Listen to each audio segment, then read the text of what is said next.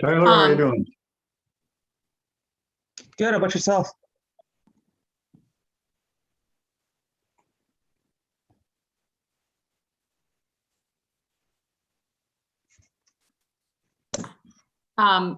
Mary Fleechek has an excused absence today. Oh, okay.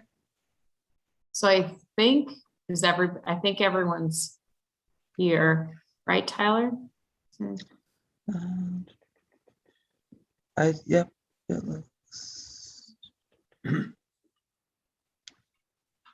It looks that way, and I don't know. I've got a minute before 7. I don't know if we're where we at on real time, but I've got the same. Yep. give it a minute. Who is the phone number?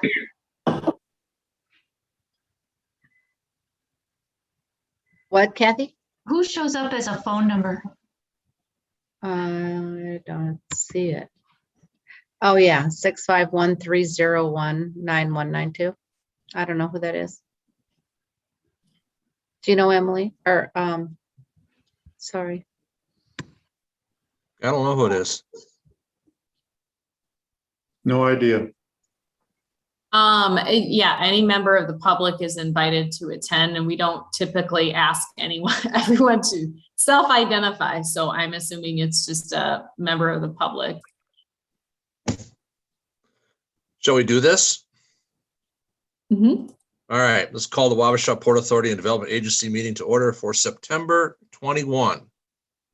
I want first to, I don't know if everyone saw, there's kind of a newer agenda that was published. It's on the website. So I don't know which one we're working or who's working on what agenda. There's no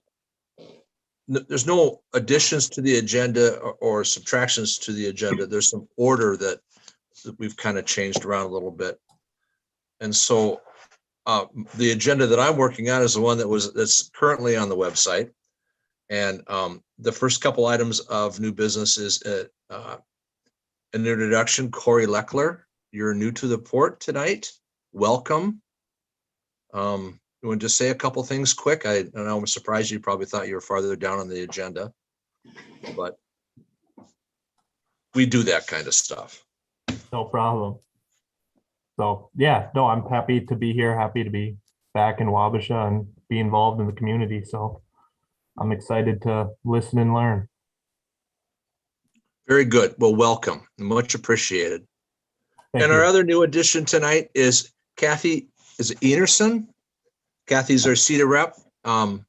Welcome, Kathy. It's been a long time coming, and we're really excited to have CETA as part of our team here, our staff. So welcome. If you got anything short to say, go ahead. We'll do your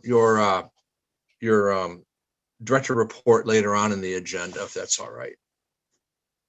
Just thanks for the warm welcome. You can click to view the past history. And I'm not nearly as tall as Chris Gassner, if any of you met him. Yeah, it is.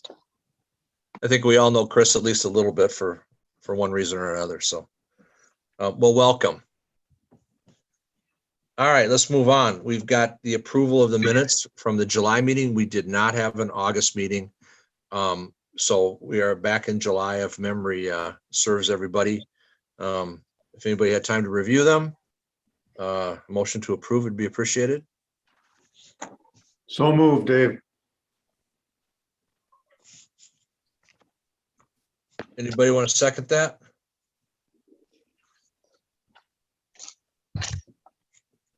Don't all jump at once. Yeah. We've got a long agenda here, guys. Yeah. Second. Thank you All right. very much. First and a second. Boy, it hasn't been that long, but if memory serves, I think we need to do roll while we're on Zoom. So Tyler, will you do the honors? Yep. Robin. Yep. Con. Con. Yes. Oh. Craig. Craig. Dave. Yes. Corey. Yep. And John. Yes. Thank you. Thank you, everyone. So I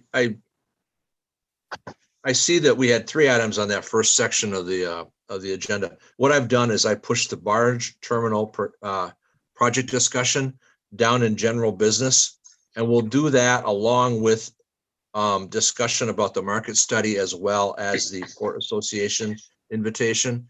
So what we'll do is we'll do the treasurer's report, we'll pay the bills, and then we'll right into general business.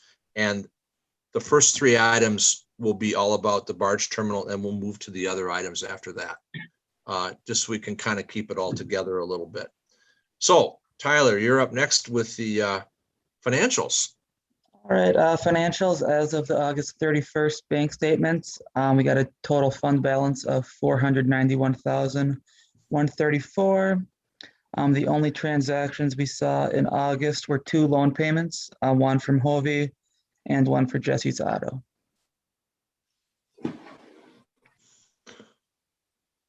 Is that current? Is that, or are we missing a couple payments there? Where are you at with that? Yeah, so we've still got a couple payments. We've got Riverboat Lanes, following up with them to see, they did make a couple loan payments, but then they have not the last couple of months here. So I'll make a note to follow up to see where they're at and as far as ability to make payment on that. And who was the other one from Porch? Correct. Yeah, they also made one payment in July, I believe, and did not make August. So I'll follow up with both of those and see where they're at. Thank you. So Tyler, when you follow up, can you ask for them to lay out what their payment schedule, what they want, and when if they're gonna meet it? Sounds good. That's good, Craig. Yes, that's a good idea. Yeah, because this has been going on for a while.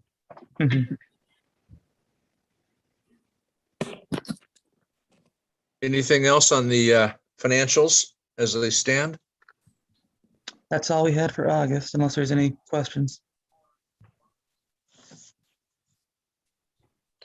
Hearing no questions, motion to approve.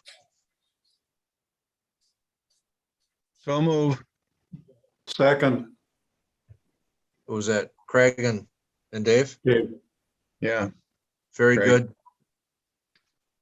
We got a first and second. Tyler, you want to do roll? Corey, Yes. Robin, Yes. Dave, Yes. Craig, Yes. Con, Yes. John. Yes. Thank you. All right, we've got bills. Fuel reimbursement. That was when Caroline and I traveled to the Minnesota Port Association meeting. Third quarter payment for city staff and a couple of Bolton Mink bills. We should probably tackle these individually. Or I don't know. Does anybody have questions with respect to Bolton and Mink?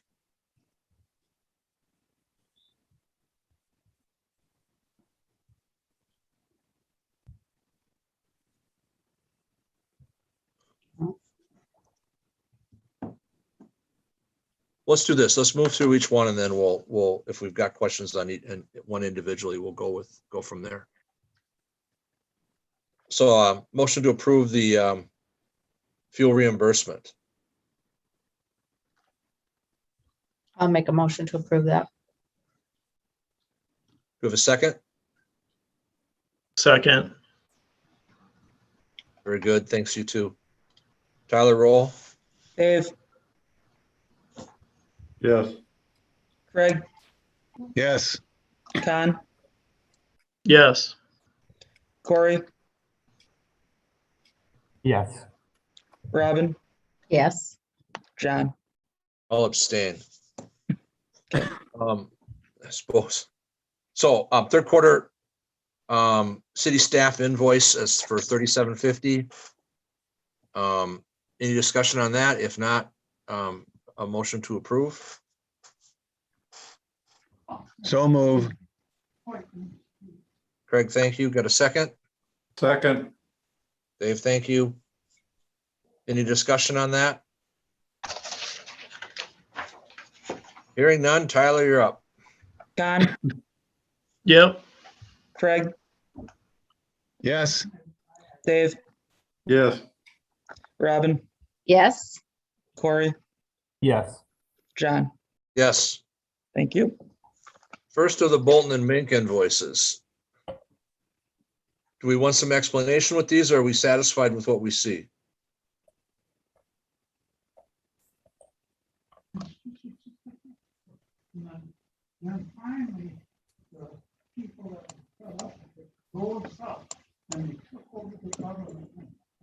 Hearing no questions, I would entertain a motion for pay the 5728 invoice to Bolton and Mink.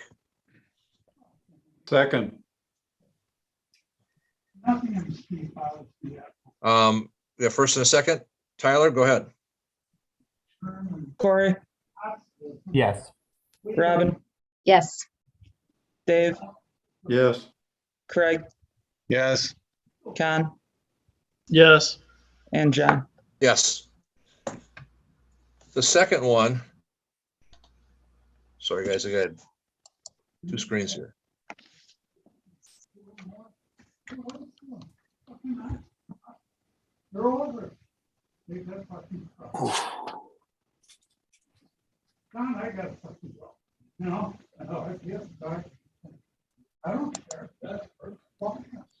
Do we have any questions with respect to it?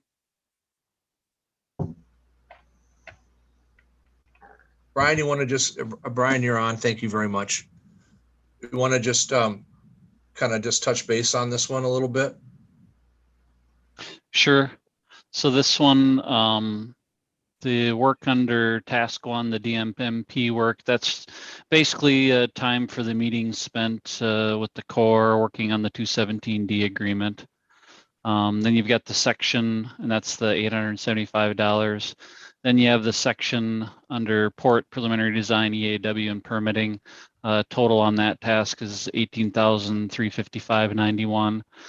All of that work is associated with the environmental review work that you authorized us doing. So we're doing a little bit of preliminary design and layout on the port design, and then the planning and environmental work that's needed for the scoping EAW that we're working on. And there's some reimbursable expenses there, some title work that was needed for the property survey that we need to do to facilitate the preliminary design. And then AMI Consulting Engineers as a consultant, they're the marine engineers that we have working as our expert on the design of the dock facility itself.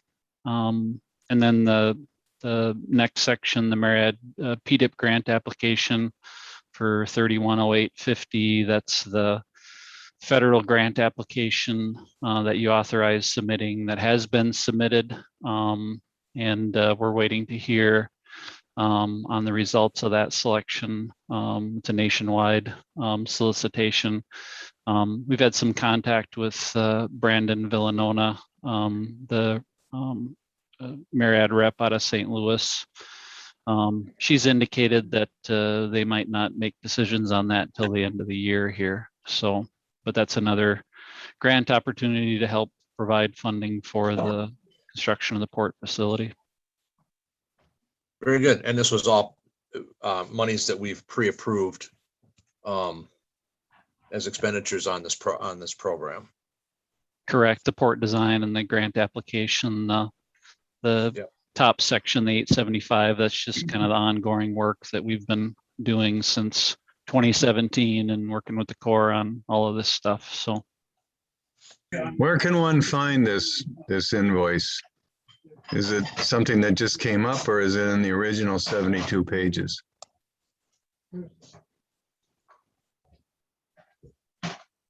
No, it should have been in the original. Yeah. What page number? It's number 4 under payment of bills on the agenda. I don't know. Are you doing a PDF, Craig? Are you on a PDF or what? No, I'm on the Zoom, but I'm trying to find it.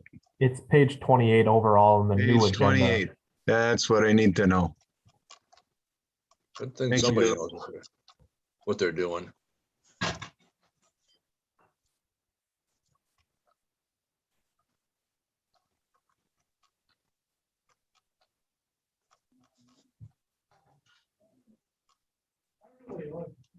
They're old, the old fat. Yeah, and they're coarse ground. I'll make a motion to approve it. I'll second. Very good. Any further discussion? Craig, any questions? I can't find it, so I'm going to vote no, just so you know. Okay. All right. Do you want to take a minute, Craig, and look for it, or are you satisfied with, I mean, No, I can't. I'm satisfied with it in that it's all money that we pre-approved. Well, that could be, but I can't approve something I can't even see, so. All right. All right. All right. Dave, Yes. Con, Yes. Corey, Yes. Robin, Yes. Craig, No, and John. Yes. Thank you. We're moving into general business. So the first item under general business is actually number 3 at the top of the agenda, which is the barge terminal project discussion. And Caroline provided a report to us with respect to that, and that's what we'll begin to work off of. Caroline, do you want to start? Yes, so what I'm gonna do is share my screen of what I'm looking at, and I'm gonna review the memo that I wrote. And I will just preface this by saying this is my understanding of the project after 6 months of understanding the project in many meetings, but I know many of you have been involved longer. So one of the purposes of today, so I'm just going to run through this, kind of not reread this memo exactly, but kind of review it. I'm also going to, is everyone hearing me okay? Because I was having a connection problem earlier. Loud and clear. Okay. So one of our main purposes is we have several new Port Authority members to give them background on the project, and new staff as well. Review potential risks versus benefits of the project. As a new administrator, this aspect is very important to me because as a publicly funded project, I think it's important we analyze risk versus benefits. Determine if this project should serve as a standalone project. For example, if we don't end up dredging sand, is there an interest to move other products other than dredge sand across the barge terminal?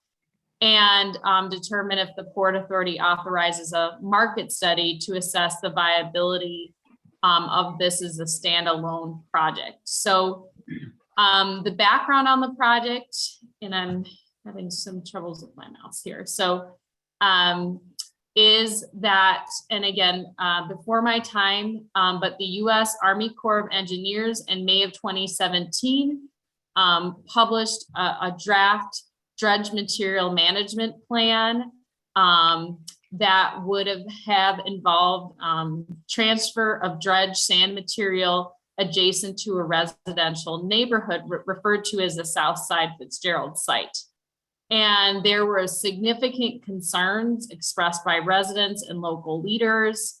And then as a result, the city and the Wabasha Port Authority raised concerns and objections with the Army Corps about their initial plan and reasonable alternatives. And so I may be understating a little bit just how significant that event was for the community, but I know a lot of you were part of that, part of the community and understood the significance there. So at the time, what the city of Wabasha and the Port Authority did was to work with the Army Corps and Koner Materials, which is referred to as Coners in this discussion, and they are on the call, to develop an alternative plan that would have minimized the negative impacts on the community.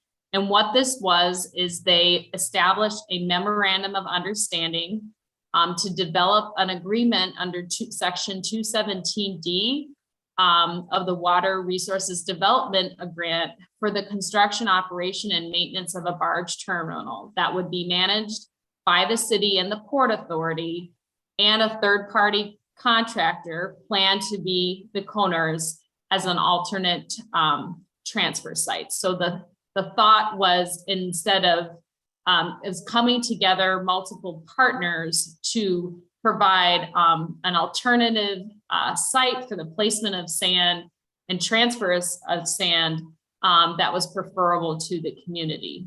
So the site is what we call the Carroll Site. It is west of town, and there's a map included in this budget packet.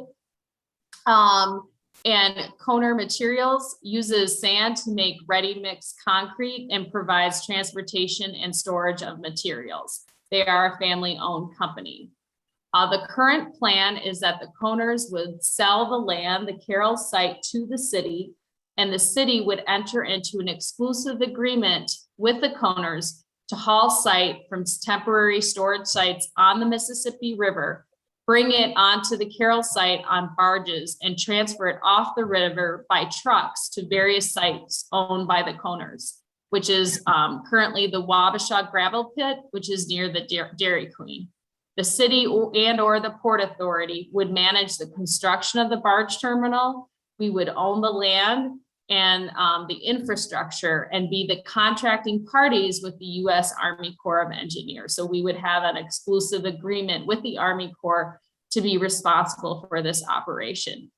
Previously, the city, the Port Authority, and the Coners have worked out a price and tipping fee for the management of the dredged sand. The estimated fees that would be charged to the U.S. Army Corps provides a lower cost alternative for the Army Corps, and then also gives us a reasonable return on investment for the city, and the Coners will also stand to profit from this as well.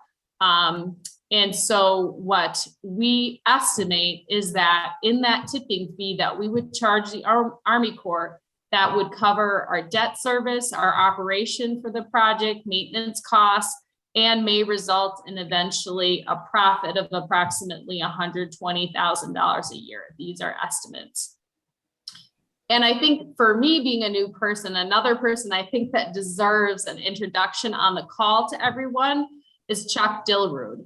And he serves as a consultant for the Coners and provides assistance in managing the project on their behalf. But at one point, Chuck also worked with the city to kind of conceive of this plan and get it going. So he is on this call and has provided and is an integral part of this process as well.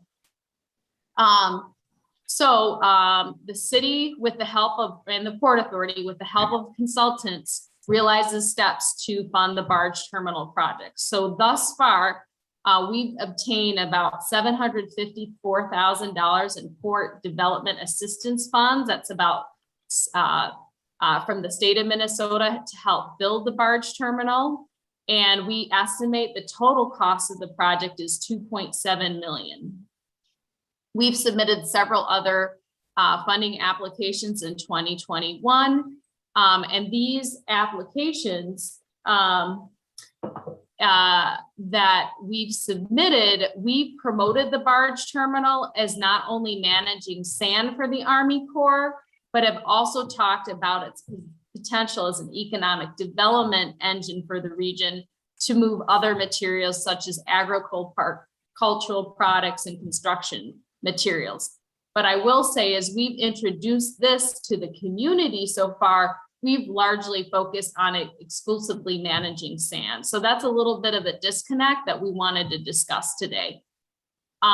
You all as a body approved to begin an environmental review for the project in August 2021.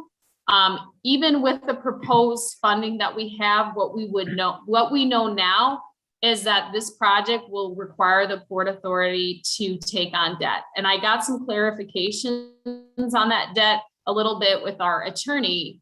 And ultimately, if the Port Authority were to default on this, this debt, if we don't get the income that we're anticipating from moving sand for the Army Corps of Engineers, if we wanted a lower interest rate, then the city of Wabasha would have to back that debt. If they were not willing to, we would get a little bit a higher interest rate, which we would explore later in the process.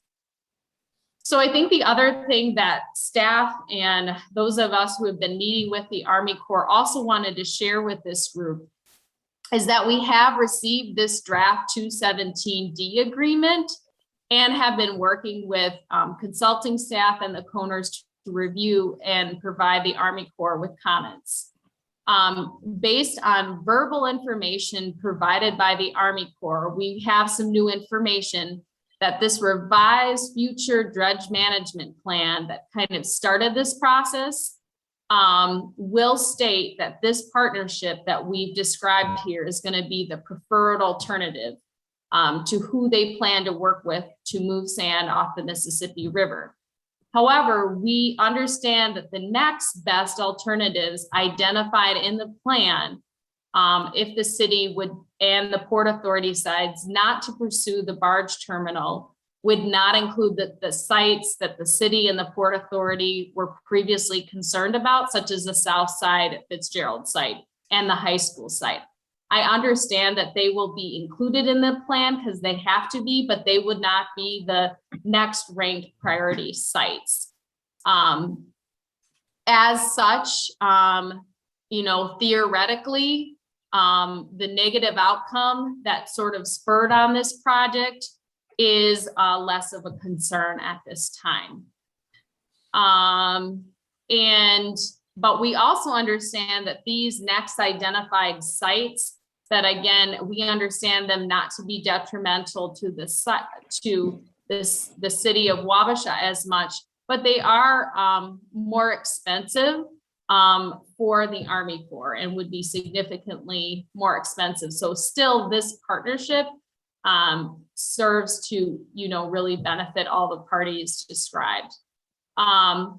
The other thing that we've struggled a little bit in the meetings is that the Army Corps is not going to be able to guarantee that they will always use the Port Authority and this particular alternative.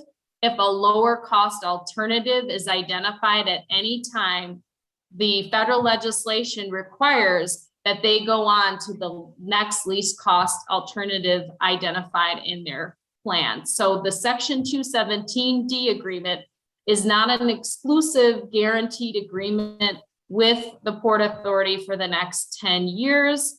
It is, though, laying out a commitment to the partnership as long as we remain the lowest cost alternative.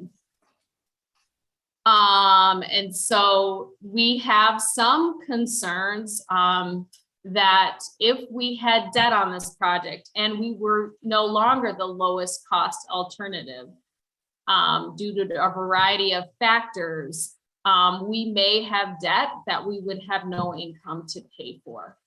And like I said, we've received sort of mixed messages from Port Authority and Wabasha council members on the desire for the barge terminal to be used for materials and products other than sand. So we've decided, I guess I'm calling them lower risk or higher risk, but just basically kind of, again, laying out potential risks. So one option that we have would be to wait till February of 2022 before continuing with the project. If anything that the Port Authority learns today is extremely concerning to them, we could just stop the environmental review, stop work on pursuing this project till we see that official dredge materials management plan from the Army Corps. And if the community reads that plan and says, you know what, the next 2, 3, 4 alternatives aren't that bad, we don't want to, pursue this risk on the barge terminal and moving forward with this relatively complicated project, we could stop.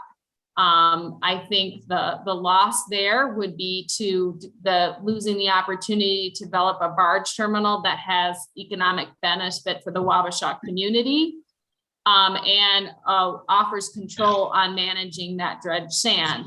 But certainly, I think as we look at everything, not moving forward with the project, still, I potentially, like I said, is the least risk associated with what could happen in the situation.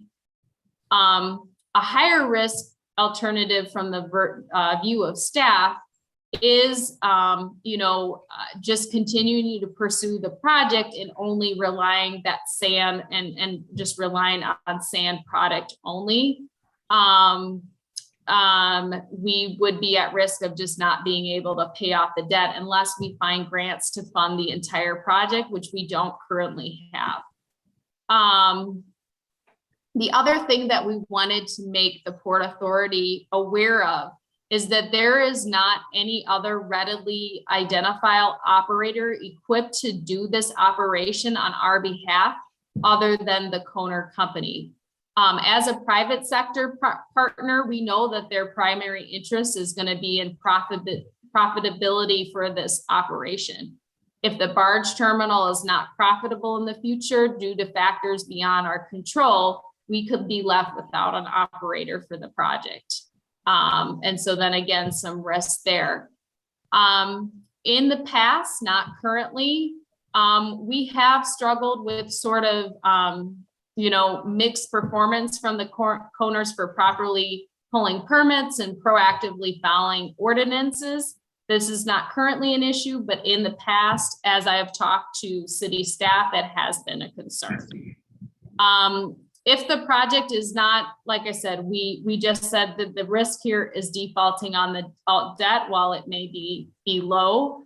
And again, just reviewing the potential benefits is that we are now involved in this huge activity that takes place in our community, which is moving sand off the river, and we become an active partner in this. And then I'm just kind of reviewing the points here. So I think what we were asking from feedback from the Port Authority is, number one, we know that Chuck and Dilrud and information from the Kohners indicates that there is a market for other products for this barge terminal if sand weren't to work out. But this has been pretty informal work based on well, Chuck could explain that better, but based on his knowledge of the industry. We have a proposal here to perhaps undertake an independence study, and that's later on the agenda, that would really analyze, are there other products other than sand that would utilize this barge terminal? And then we would also like that feedback is to just discussion on this, and should we continue to pursue the project overall. And then I have maps there below. And so what I wanted to do is, Mayor Duran, if you were prepared to speak, or Craig Falcom, they have been sitting as both council representation on some of the meetings. And so I just didn't know if they wanted to add anything to my analysis. And then Brian Mullen is also on the line, and Daniel Marks, our attorney, as well. Emily, do you want to add anything?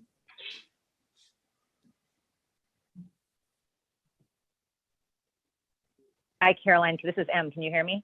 Yes. Yep. Okay. Yes. Thanks for that. So I just wanted to say, that, and I appreciate this really, this is Caroline's, fast work of learning about a complex project that, as you mentioned, has occurred over a series of years, very rapidly, and taking a fine-tooth comb to some of the details that have emerged in more recent conversations. But what I also want to make clear is there hasn't been any kind of an about face in terms of the tone of the conversation. So I would say that the spirit of this, akin to the spirit of the memorandum of agreement, is that, the city would like to have a role in solving this problem if we can. I think the desire at the time of the initial, work with the Corps to address this was that we would like to have a place at the table and have control. The issue of sand is not a momentary or even in a single person's career solvable. It's a lifetime issue, a many generations issue. So I think I've been pleased to see the city, take the place at the table. And I've been very pleased at the tone of the ongoing collaboration, collaboration is a strong word. The conversations that have gone, continuously over the last several years with the Corps as we've gotten closer to their DMMP in draft form. And so there hasn't been anything, relationship wise that has suddenly made us concerned that we should pause. But I think it's an appropriate juncture for a new city administrator for whom this is all new to take stock and say, where are we at with our current Port Authority, and are we all on the same page? A lot has evolved, and it's just simply been impossible for all of these, longer conversations where we, trudge through the detail to include all members of the Port Authority. So I don't know if I'm missing anything on that. The piece that Caroline mentioned about, the risk of the inability to contract beyond a year. That's because of the inability for the Corps to promise money that they haven't yet had appropriated. So, that's just a pretty straightforward, limitation. But what I hear in our continuous conversation is that this lower cost alternative, lower cost than the plan outlined in the 217D agreement is not readily apparent. There isn't some obvious next lowest cost option that sits real close to the option that we're presenting that we should be really concerned about. We would have to be working in very good faith, and I think this will be a challenging process to always make sure that the operation runs as efficiently as it can to be sure we're remaining the lowest cost option, but it's not as though there's one right in the, just off stage, so to speak. And if I need to stand corrected on that, then I welcome that, because Craig and I have both voiced that concern about, well, how do we know if we can't have a contract beyond a year, then what is our sort of likelihood of being able to actualize this 217D agreement? The other thing that's been apparent to me, because I didn't know how to kind of conceptualize this when I was first involved in the conversation, and I really became engaged mostly as, a little bit before, but especially as we transitioned from administrator to administrator. There was a period where without an administrator, I felt it was important for me to be there to kind of know as much as I could about it as we look for a new administrator and, transition to that person's leadership. But one thing that hasn't changed is that, there is a good dynamic. There's an effective dynamic happening. The 217D is a big deal. It is to be able to establish this, which it maybe has been outlined for this group before, has never been done in inland waterway. It is sort of used as a harbor tool. So this is innovative. I'm proud of the city for being at the table. I think it's important that we stick our neck out as a municipality and think about the interest of our community long term.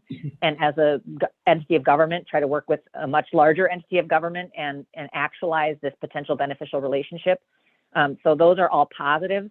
It's Caroline's job to, take us through the nitty gritty, and she's done so very effectively. But I just wanted to give a sense, this isn't some kind of an about face. It's really kind of returning back to some of the details that hadn't totally evolved just based on the stage of the DMMP, and some of it just, our administrator doing her due diligence and taking us through the facts, because not only is she new, multiple members of the Port Authority are new. So it's probably a bit of a dry review for some involved, but I think important for there to be good clarity on that. And I'll leave it at that. Maybe Craig wants to add anything.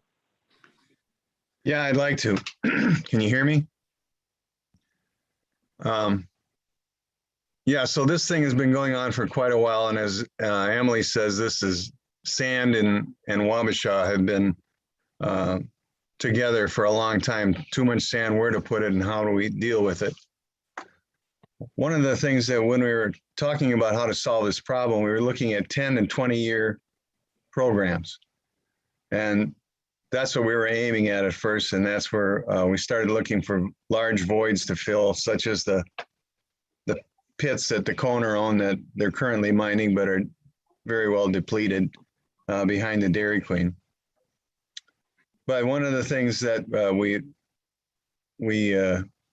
looking at is we have a possible solution that could last for 10 to 20 years in the Dairy Queen pits.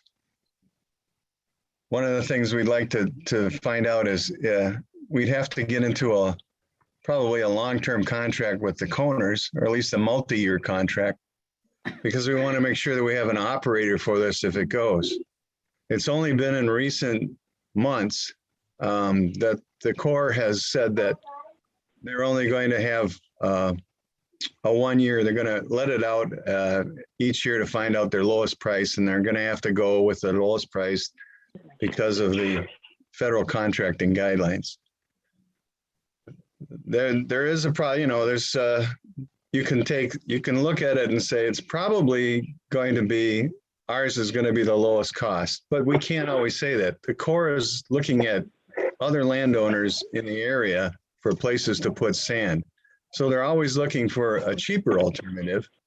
Bob, you can speak to this when I'm done, but we just, we're caught a little bit flat-footed on it that we can only get a 1 year commitment from the Corps.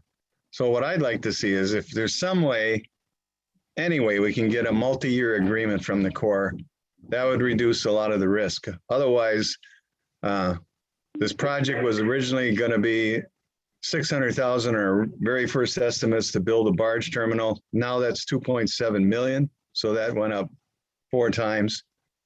So we've had increased costs, and now we've got other factors like the risk factor of we may not be the selected alternative for the Corps if they can find a cheaper way to do it. So, and plus on top of that, we're going to have to get into a contract with the Coners, and what do we do with that?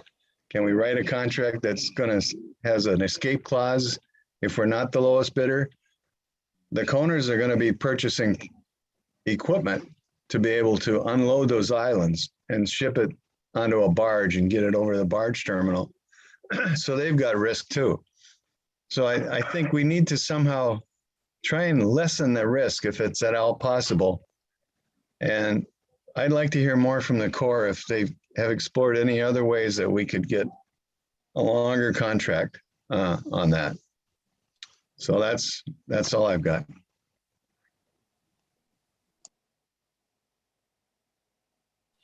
Thanks, Craig. Anybody else have any comments? Who else do we have on the call here? Ryan, did you have anything to add for my summary that I missed, or Daniel? We didn't talk, well, you mentioned some of the costs and the numbers we're talking about here, but maybe I'll just, if it's okay, I'll just give a summary of the costs we're talking about here. Yeah. So total cost of the projects is $2.7 million. We currently have about $750,000 in grant funding from MnDOT available. So the financial picture today is that the city port would have to take on about $2 million worth of debt. When we look at that debt and some very, very preliminary projections on what that means from an annual cost standpoint, if we assume a 10-year bond at 3% interest, and we account for the operation and maintenance costs for the port, you would have approximately $385,000 in annual costs. Our estimate of the revenue you would have based on the pricing that's been given to the Corps and the volume of sand that would be moved, you'd have about $485,000 in revenue. So you would have a positive margin of about $100,000. So it does have some, even taking on that $2 million in debt, you would have, and paying for the debt service with the revenue from the Corps, you would have some net gain there. We mentioned the Port Infrastructure Development Grant through the federal government that's been applied for. We'll know at the end of the year, and there's no guarantee you'll get that, but if that grant application is successful for what you've applied for, it would reduce the city's obligation from $2 million to about $150,000. So that would be a significant reduction in the risk if you're successful with that grant application, which there can be no guarantee of that. But those are the numbers we're talking about. And that's that, $385,000 in annual cost, accounting for debt service, operation and maintenance, $485,000 in revenue, the positive $100,000 to the city. That would be funds that you could use for other things. And it's that 10-year period is the risk period where you're carrying that debt. So those are the preliminary numbers we're talking about.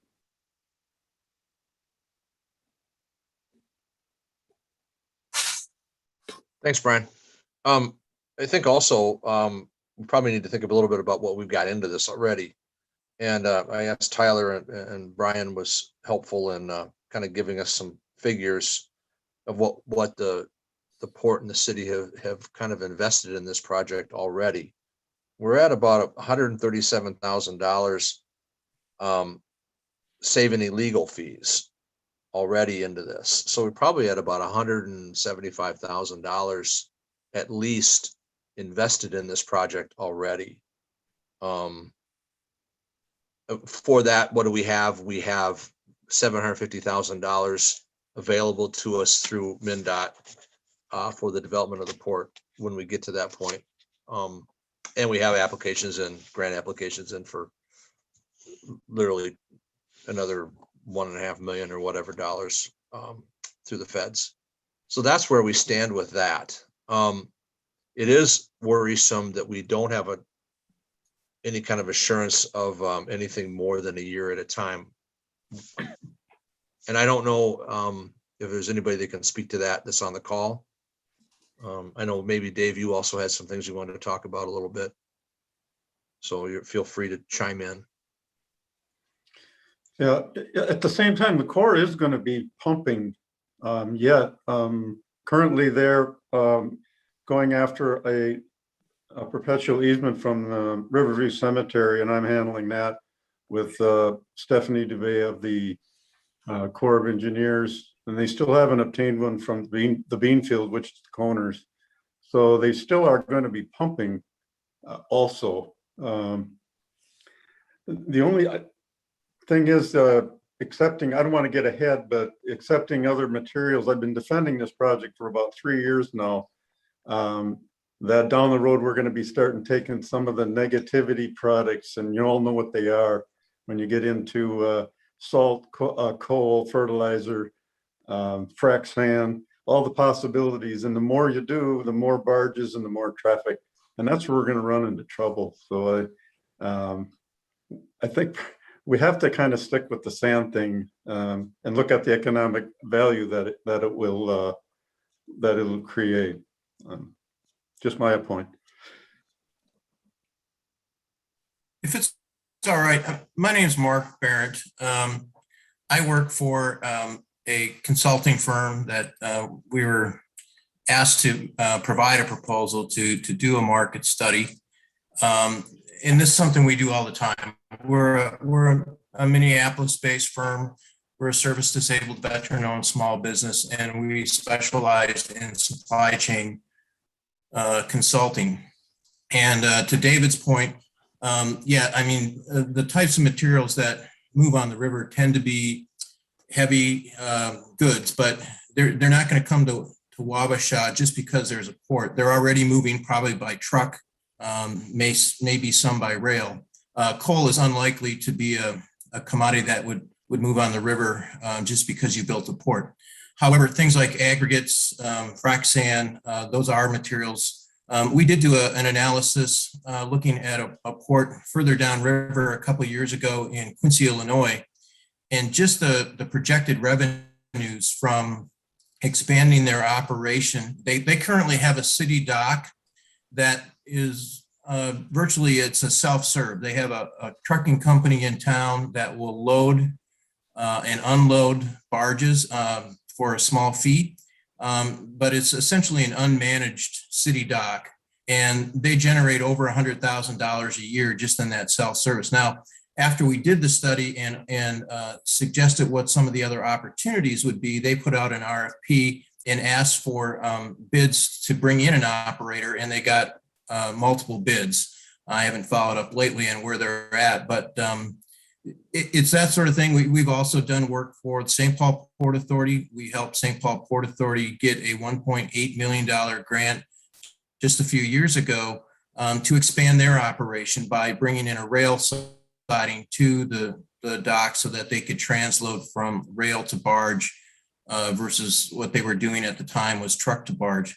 So there's a lot of different ways to look at how you can expand some of those markets that would essentially lessen your risk. Again, my argument would be those materials are currently moving.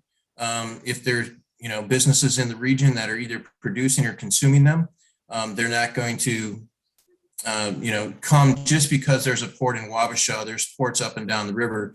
But what it does offer is oftentimes a lower cost transportation alternative to the ag community, to construction industries and others. But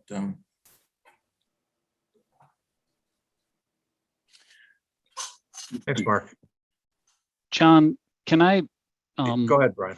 can I respond to the question about the lower cost alternative? And Bob, Paul, feel free to correct me if I'm wrong on any of this, but we've talked about this during some of our meetings. And here's the way I look at it. The primary cost to the Corps of Engineers or to anybody moving sand off the river is you got to move it from the island sites, you got to move it to the shore. Once it gets on shore, you've got to load it in trucks and you've got to haul it to a final resting place.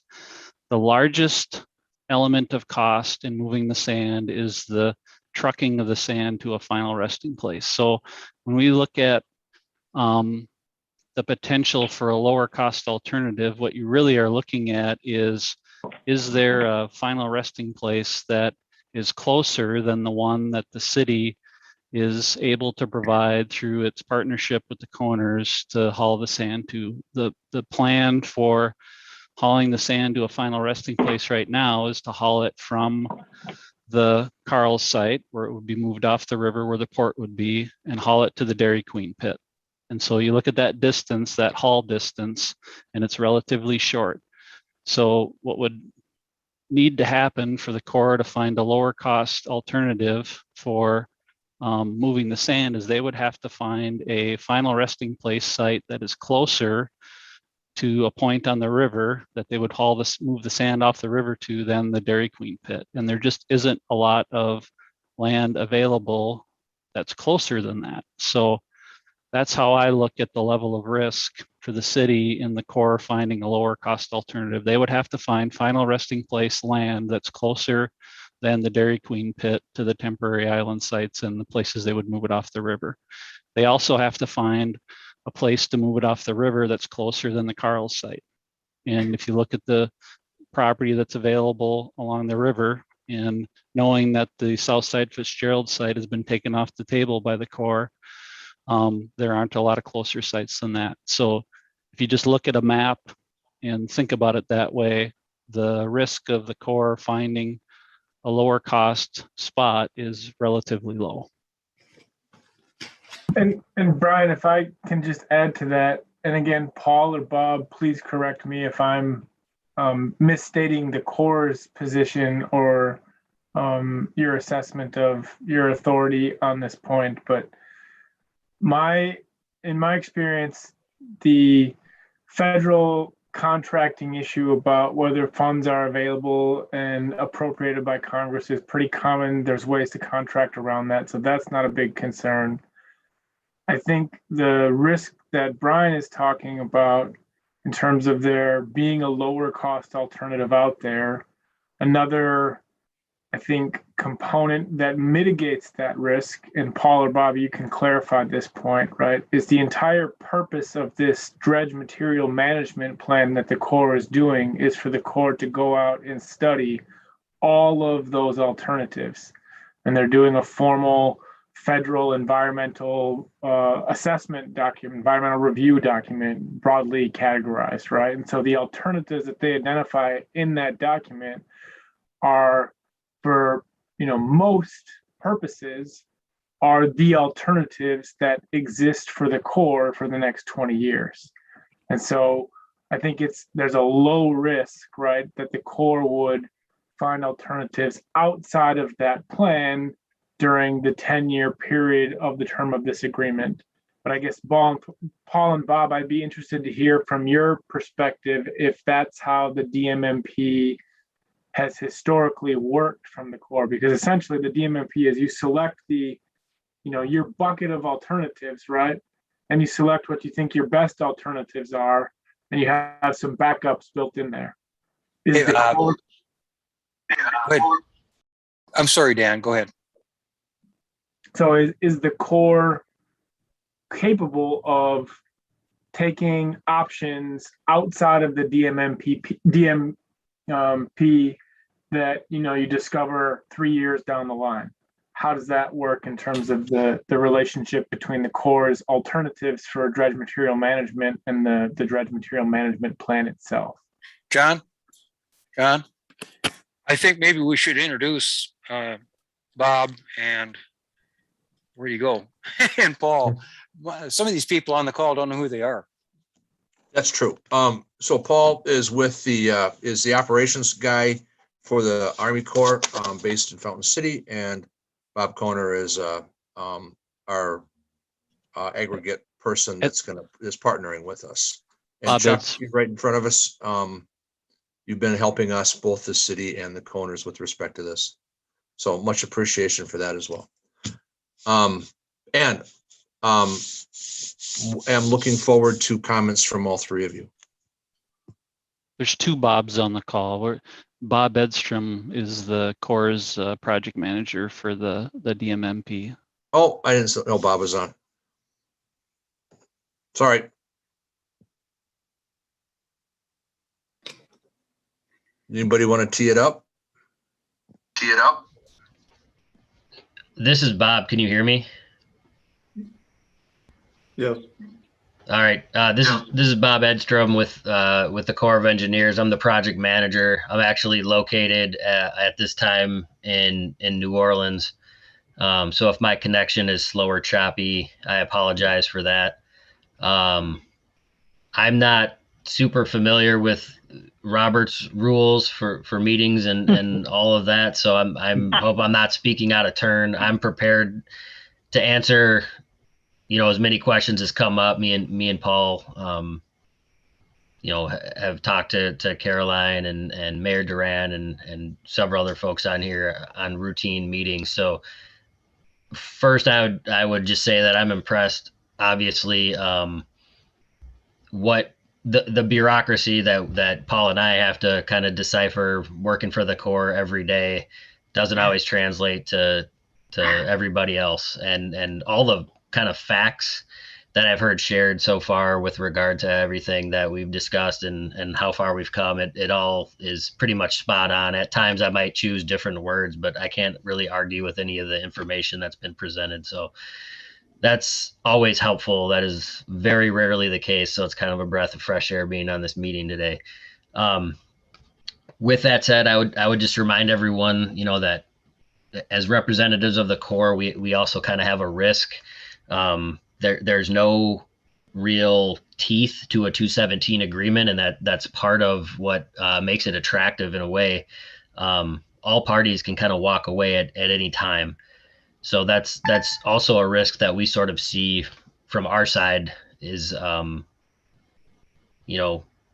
year could be working fantastic, and the next year that opportunity is just gone because it no longer makes sense for the city. This is kind of the first we've heard, at least at any length, about that federal grant, Brian. So I'd be really interested in the timing of that. I'm guessing that, the timing of that could play a significant role in reducing risks and things like that. To me, when we talk risk, the scariest risk is the situation we're in right now, which is basically year-to-year operations without a long-term plan that anybody can look at and rely on and understand, what the Corps intends to do over time. We were living under basically the provisions of the Great Study from the 1980s, and we've exhausted many of those opportunities, and that's why we're back here. So I know Daniel asked historically, what are DMMPs, how are they sort of thought about?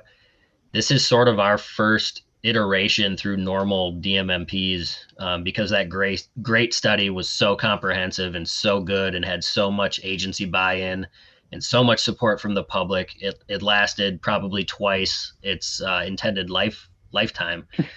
I don't have a ton of history on that. My apologies, muting that. I don't have a ton of history on sort of how all of that unfolded over time. I know Paul has a much better operational memory of how all of that came to pass. What I can say about DMMPs, we're targeting 20 years. The reason for that is our regulations for the dredge material management programs are 20. Basically, you need 10 years of guaranteed capacity. So at the time that you have 10 years, you'd be redoing a DMMP again. So we would be in this perpetual cycle of doing DMMPs. That's why we chose 20 years. If we can get something longer, we would prefer that. Our solution in Pool 5, in purchasing what we refer to as the rolling prairie properties south of the Zumbro River straightening, represents what we hope is basically a century solution for that pool. So as Mayor Duran correctly stated, this is a generational issue. It's not going to go away. We're looking at anything we can. Technological solutions would be amazing, but someday that stuff might catch up to us. But that's where we're at. Paul, I'm not sure. If people have questions, I would love to kind of try to answer them one by one. I tried to take notes and address as much as I could as things came up. But I'm sure there's things I haven't even gotten close to. Paul, do you have anything to add or any corrections for me? Yes. Hi, all. This is Paul Majewski. I'm the dredge material manager for the St. Paul district here. So the last question that Daniel asked was regarding the alternatives. And Daniel, you are right on. We are evaluating all possible alternatives for dredge material management in this area. So as Daniel had mentioned, and Brian, and maybe even Craig, it's any alternative that we think is even a possibility is being looked at in the DMMP. Our chances of finding a cheaper alternative than what we're looking at, I can't say never, but it certainly isn't apparent. And we've been working on this, even prior to the 2017 report.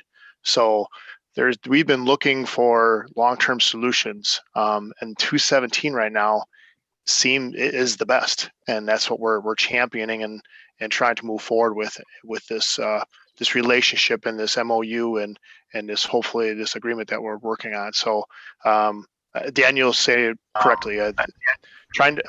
Another least cost alternative is very unlikely that we'll find. Bob and Paul, just to follow up on that, because obviously we've heard this is a big question for the city. And I'm not trying to put you on the spot, although I am putting you on the spot. But so what in your mind, and I know, you're not making promises here, you're acting in your role as the core, but, in your mind, in looking at the risk concern that the city has raised, is it at least theoretically possible that the DMMP looks at all these alternatives, Section 217D alternative is the least cost alternative identified. That's the tentatively selected plan that you guys say is the best option for the Corps right now. What's the likelihood or even the legal possibility within the Corps' authority for 2 years down the line, somebody else to raise a new alternative that you didn't look at to the Corps, and then for you to implement that?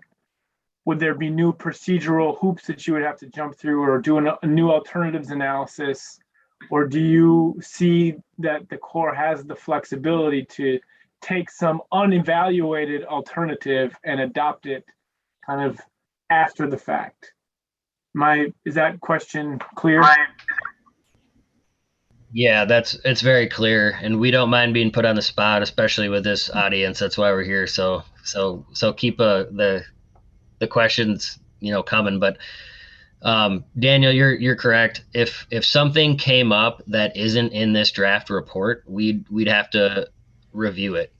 It would have to go through the process again. So to me, that includes an environmental assessment, the NEPA requirements, which are a minimum mandatory 30-day public review, and everything that comes along with the process. That's why Paul and I and our team on the core side are very adamant about putting as many alternatives as we can into this DMMP, in sort of a tiered approach.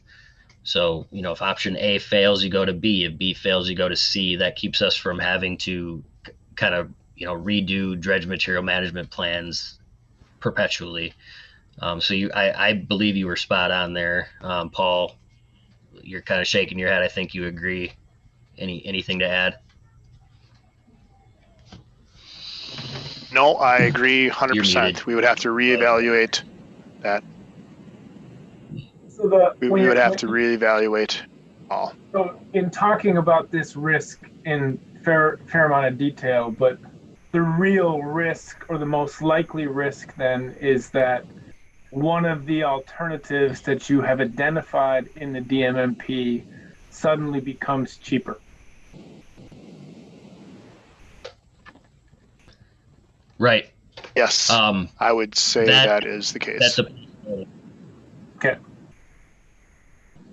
So I just wanted the Port Authority to understand that the DMMP will lay out all the options that the Corps, is reasonably aware of.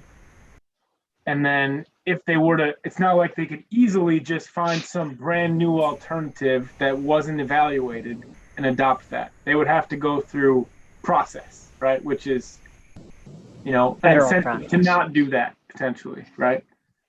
And so I think that's the key risk there in terms of this discussion that Craig was talking about, and John and Brian and Carolyn were all talking about, is that one of the alternatives identified in that plan could become cheaper, or the section 217D plan could become more expensive for some reason. So I think that helps, in my mind at least, clarify kind of what that risk looks like, and I'll hopefully that addresses some of the questions. Thanks, you guys. It helps a lot. There's some stuff coming up in the chat too. Yeah, I didn't.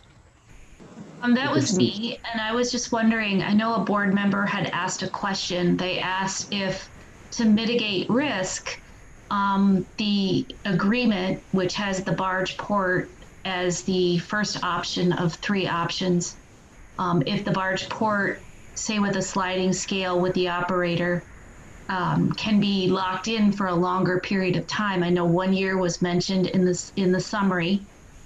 Is there any flexibility to locking in for more than 1 year?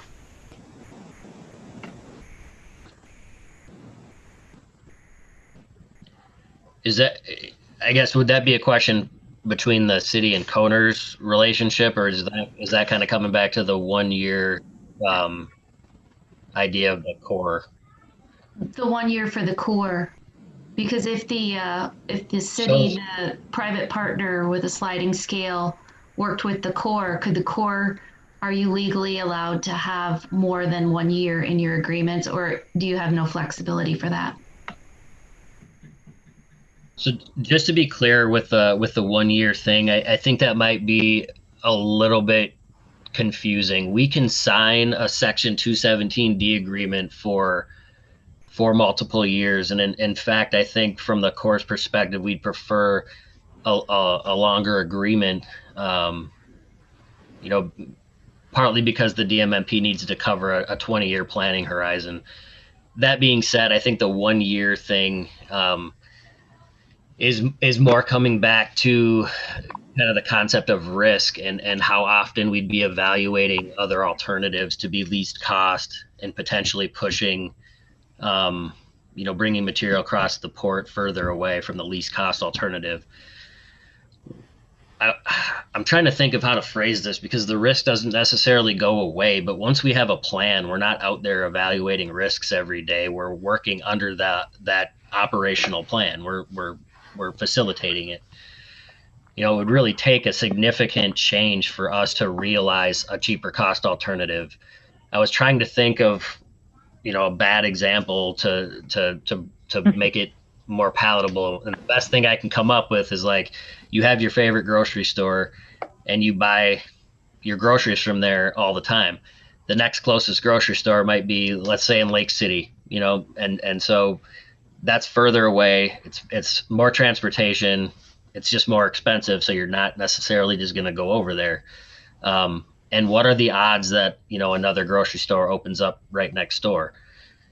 So that's, to me, sort of, a bad example, but hopefully helps understand what the level of risk we're really talking about. What I understood, the other issue that came up regarding guarantee, like can the Corps sign an agreement that guarantees the city will receive X dollars in revenue for the next 10 years? And the answer is no, they can't, because they can't guarantee appropriations for the next 10 years because that's in the hands of Congress. So that's the other thing I heard about, the inability of the Corps to sign an agreement that guarantees payment for 10 years. They just can't do it because it involves Congress and appropriations. Yeah, the government cannot basically indemnify itself. The fund where we could expend them. So you cannot, we cannot guarantee anything unless we have the funding in hand. So if we're looking in multiple out years, we won't get that funding until the congressional budget cycle gives us that funding. The reality is that the government's going to fund dredge material management because we need to keep the waterways going, and but the reality is you can't guarantee it. That's what we've heard in many times in these meetings we've been having with the Corps and with their attorney involved. So to put a point on what Carol's saying, and not to be thick-headed, because I hear what you're saying, Paul and Bob and Brian. Having worked on a federal grant in the same bind, a totally different agency, but a federal agency nonetheless. We were given a grant, and this is maybe where it's different. Is it the grant versus an agreement? But we were given a grant that had a period of 7 years. But each year we were renewed based on our performance. So we could plan the infrastructure for a 7-year grant, but we had to perform. And I wondered if there was anything like that, I guess, to sort of maybe ask the question a little differently. I'm just going to pause real quick. I'm getting a ton of background noise, so I'm going to mute everybody. So whoever is next to talk, then unmute. Okay.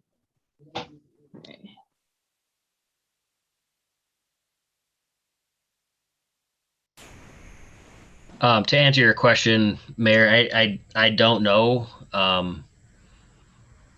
Under Section 217, I don't know if there could be a provision like that. We could explore other agreements, but that might make 217 not necessarily applicable. So I mean, without having our planners and council and everybody, I mean, it's definitely something to consider. We can bring back to our group. I think one thing that's important just to clarify at this point is that the proposal presently, the draft Section 217D agreement, contemplates a 10-year agreement.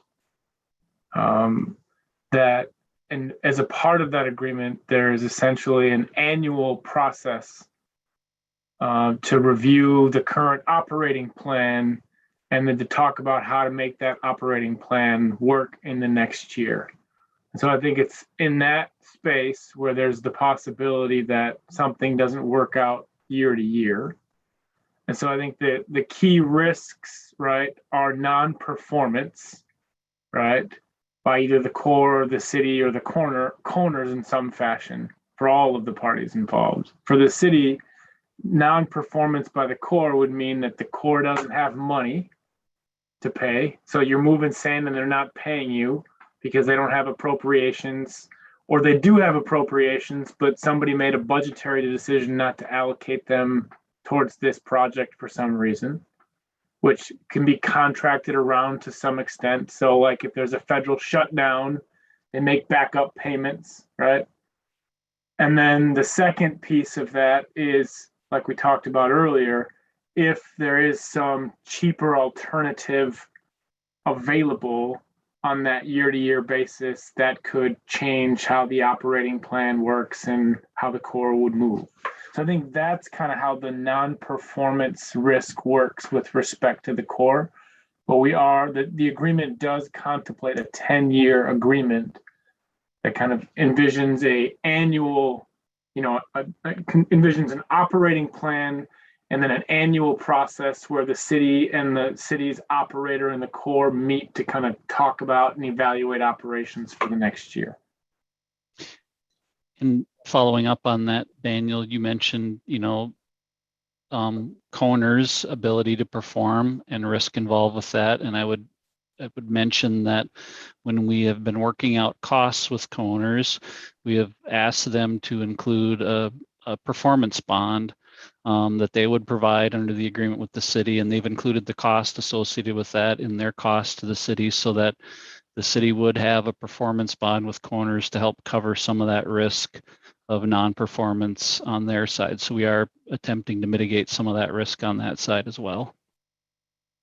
And just by way of background, or just, from a legal perspective, in my mind, and I wouldn't ever recommend that you think like a lawyer, because that's painful. But the way that I have to tell you to think is I think the main risks for the city in entering the 217D agreement are that you get stuck with some of the debt service and costs associated with the port development, and you don't recoup those costs via, the Corps paying the city under the 10-year plan, right? That's one of the risks. So you get stuck with that debt. One of the ways to mitigate that risk is what we talked about, is opening it up to potential other materials to move across the port to make the Corps profitable on its own.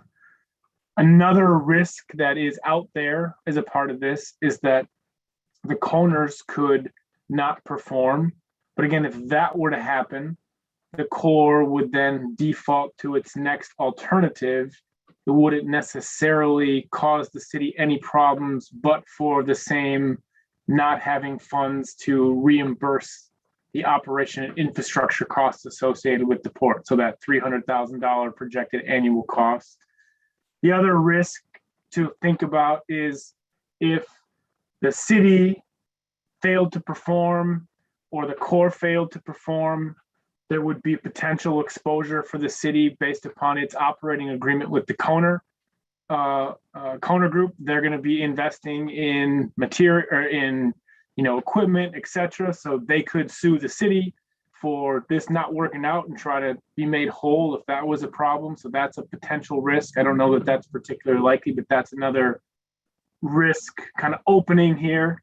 And then the other one in doing the agreement itself is you're taking legal responsibility for this material and for its placement. So basically, once the Corps gives you the material, you're legally responsible for it. So if it's being moved and there's a car accident, you're gonna have to insure for that.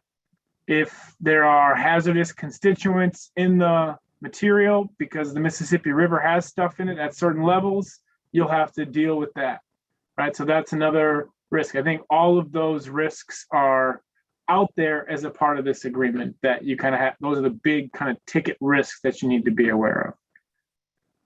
I think the other risk that you need to think about is not doing the agreement, right? And the risk in not doing the agreement, and I think Carolyn laid this out really well in the memo, is that it's really more of an opportunity loss risk, right? You lose the opportunity to develop the port as a result of this process and the opportunity to get some, federal assistance in the development of that port that could be beneficial for other purposes.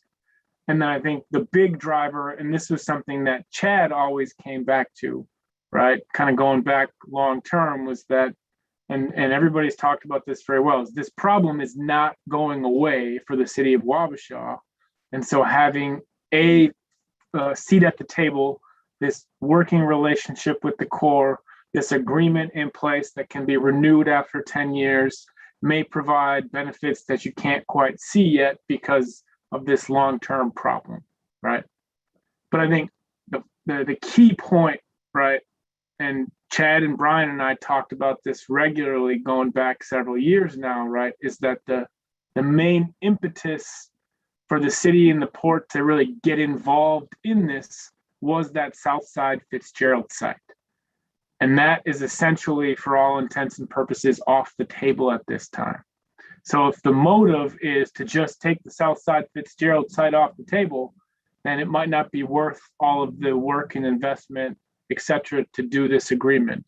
But I think at least previously, some of the thinking had been that that was the driver, but the motive had kind of shifted and changed to being, you know, this opportunity at the port, and then having a long-term kind of seat at the table with the Corps to have more say in terms of how dredge material will be managed going forward. I think as you're thinking about the benefits versus risks, I think those are kind of the high-level points to consider from both a legal perspective and then just kind of the practical, you know, city port business perspective. Thank you, Daniel. I saw, Robin, you had something to say, and then I want to kind of pull this back together. So go ahead, Robin.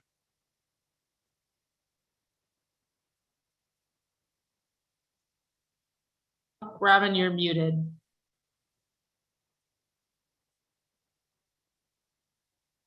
Sorry about that.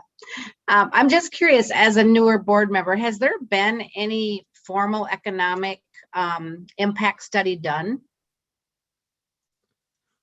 There hasn't, and that's one of the items on our agenda this evening. Okay, because it seems like that would be beneficial, especially if we talk about trying to get grant money or, you know, just providing information to citizens. And I just wasn't 100% sure.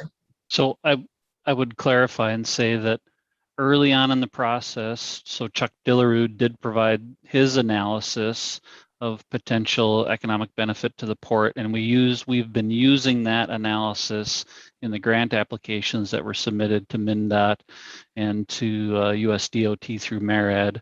But there hasn't, outside of Chuck's analysis, there hasn't been any type of third-party market study done. But we did have some information provided by Chuck, who works in this industry and has some experience there.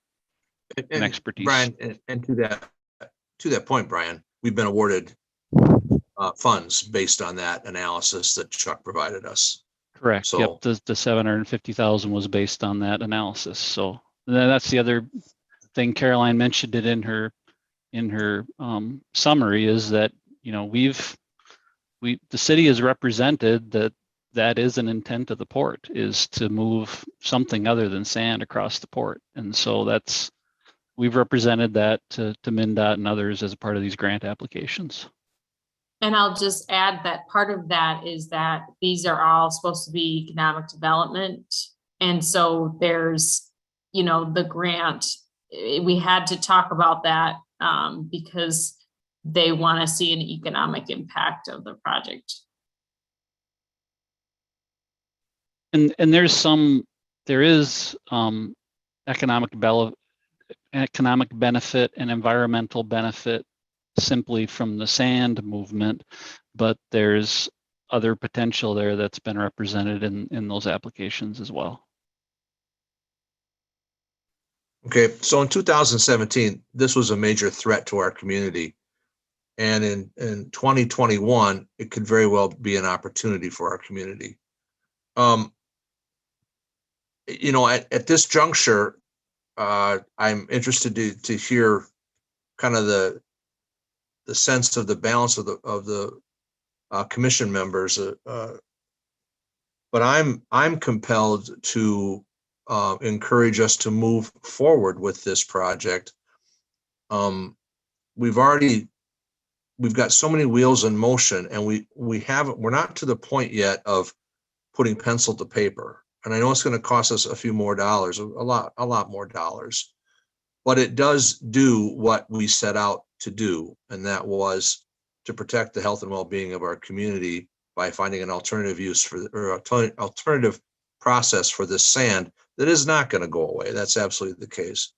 And as we're dealing with the budget at the council level right now, seeing any kind of additional revenue come into the community is always a benefit. So if I would look to hear from some of the Port Authority members, otherwise I think we need to make at least some kind of a straw poll saying that we want to continue to move forward with this project as it stands right now.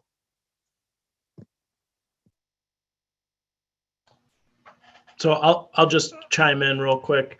I think, and I came into the port after this kind of all started, and I'm still trying to wrap my head around it. But the original intent was for sand. And if we do this market study and spend we've spent a lot of money already, and I don't even know if the 175 that John mentioned earlier includes what we passed tonight. But if we spend another $50,000 for a market study, and that market study comes back and says, you know what, you're not really going to move any goods, and it's not really feasible. It's really just going to be a sand barge terminal. Are people still going to want to do it? I guess that's kind of the question I'm asking. And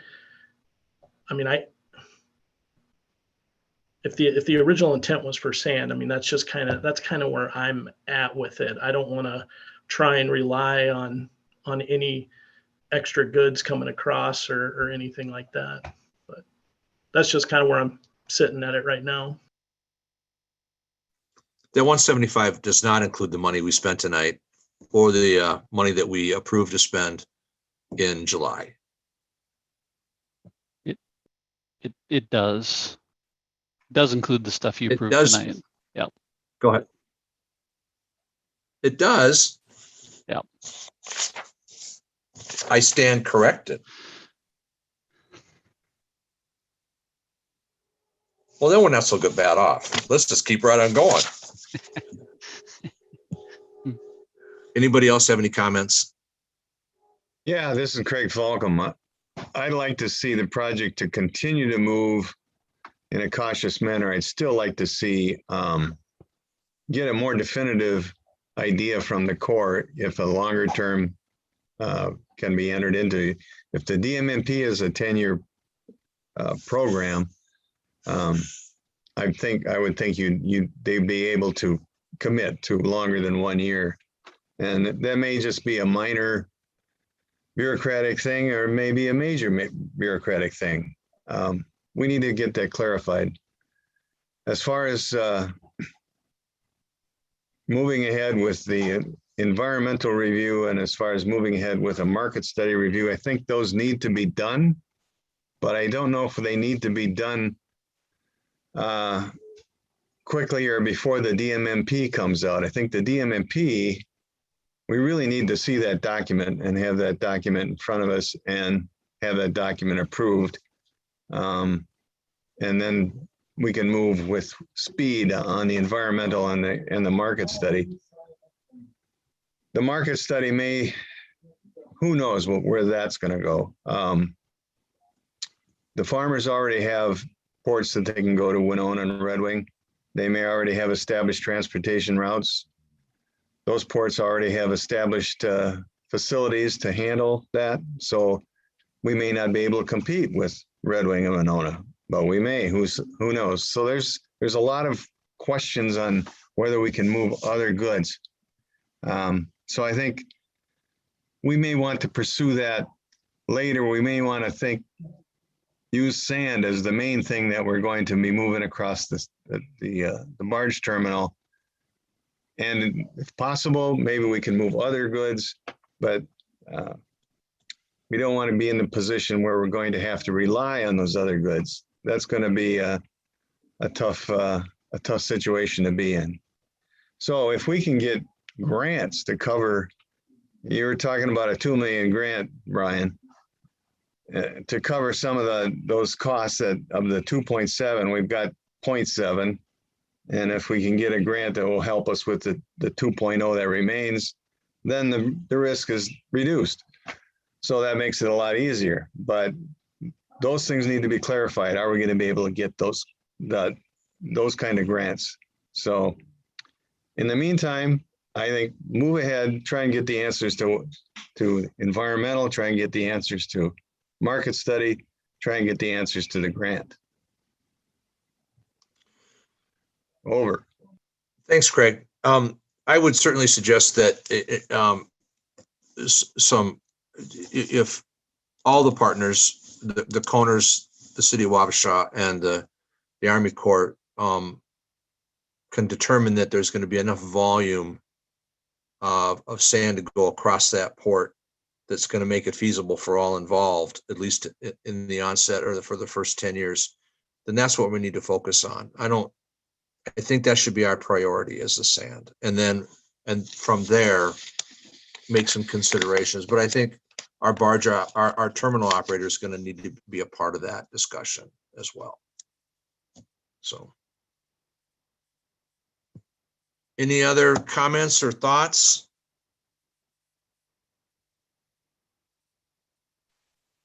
I don't think we've heard from everybody. No. Yeah, so this is Todd Hine. I kind of like to weigh in as John Q. Public here.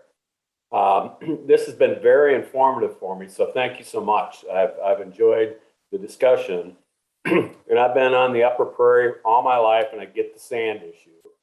But just a couple of observations. I'm neutral on this because I'm trying to educate myself, but this idea of focusing on the sand, if it's legit, it makes sense, because I just did some numbers here. If you think you're going to do $485,000 of sand and you're going to net out $100,000 out of that, that's a 20% margin. That's pretty healthy.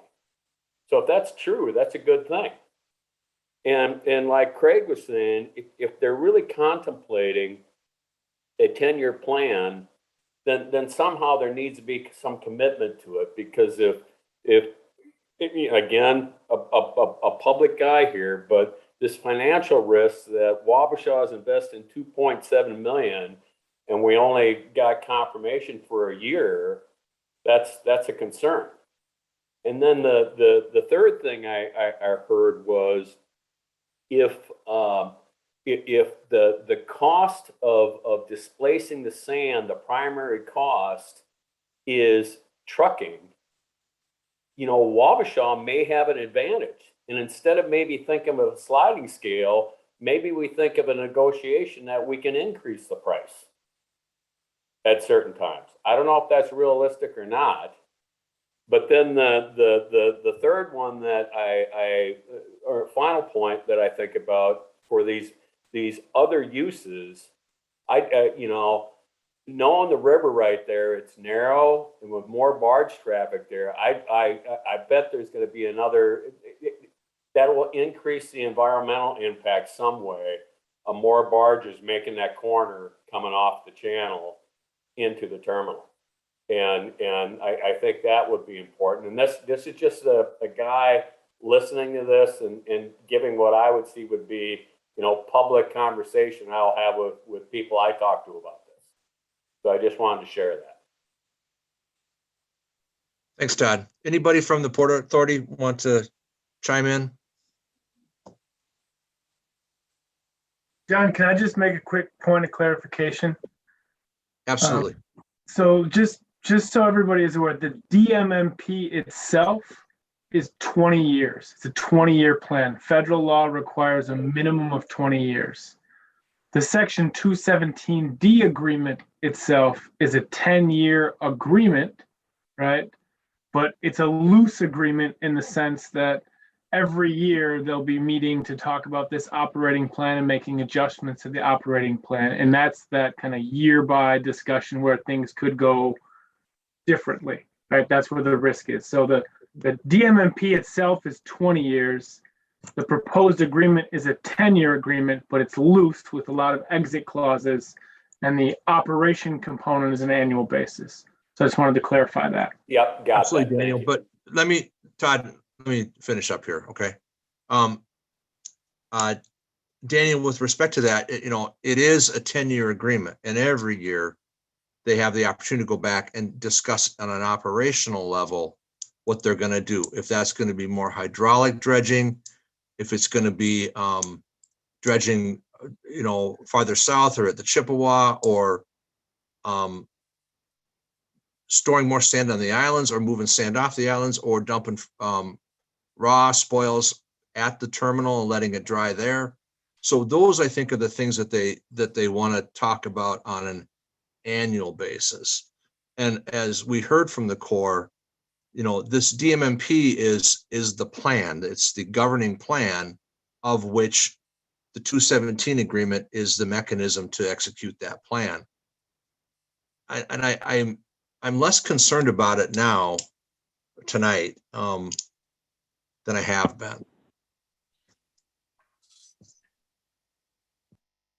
John, is there a chance? I promised I promised Brian I'd shut up tonight, but I'd like to add something if I could.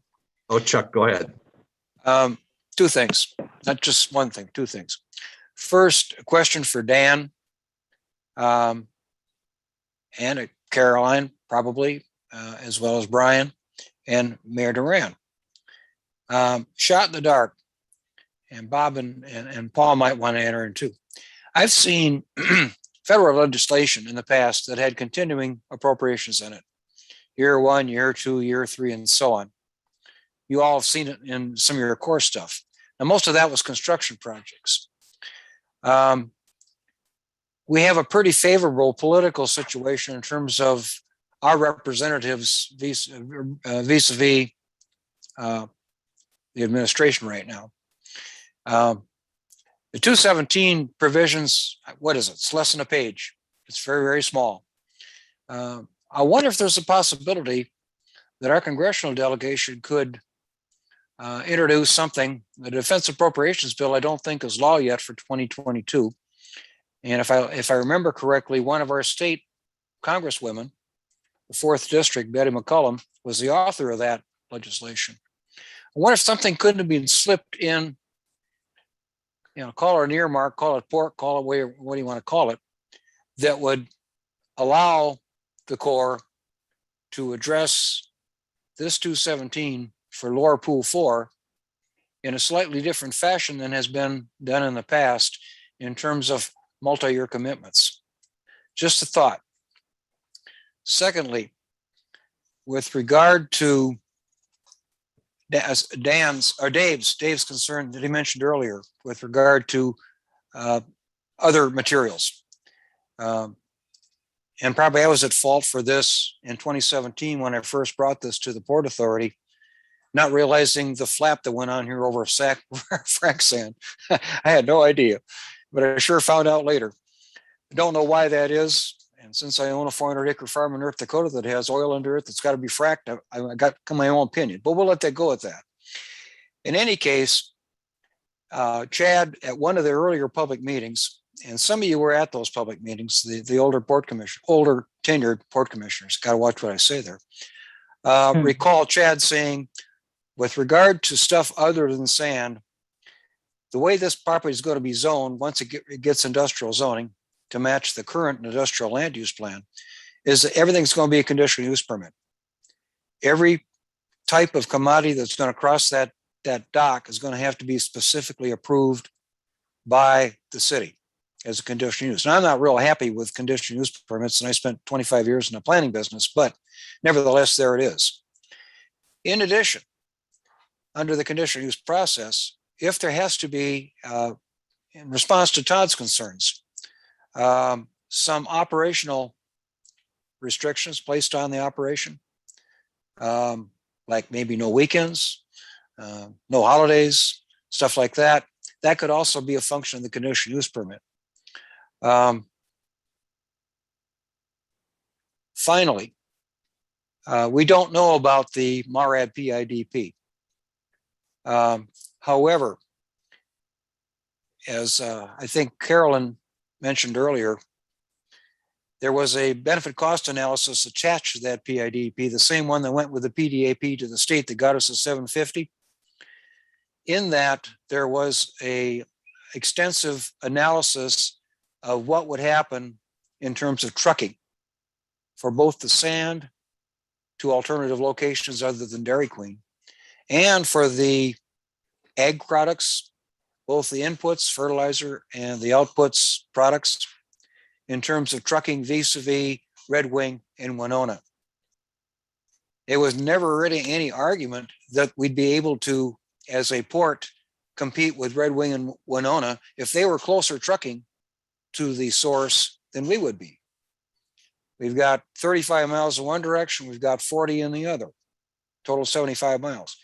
In that PCA, we split it down the middle and said, it's cheaper for this stuff to move to a port in Wabasha than it is to move it to Winona on a trucking basis alone, and you split the difference. I split the difference and it's a wash. Anything closer is cheaper here. And just like somebody said earlier this evening, and I do believe it was Brian, this whole business of moving anything, be it sand, corn, fertilizer, whatever, the whole cost structure of that gets down to the most costly, the last mile, if you will. In this case, the last mile is trucking. And trucking is a big item here. Anytime you can cut trucking costs, the difference on the river doesn't amount to a row of beans in terms of miles. Trucking means a lot. End of sermon. Thank you.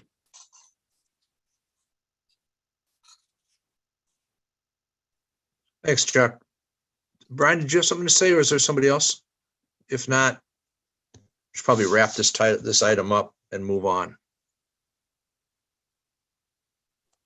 Yeah, I just want to say,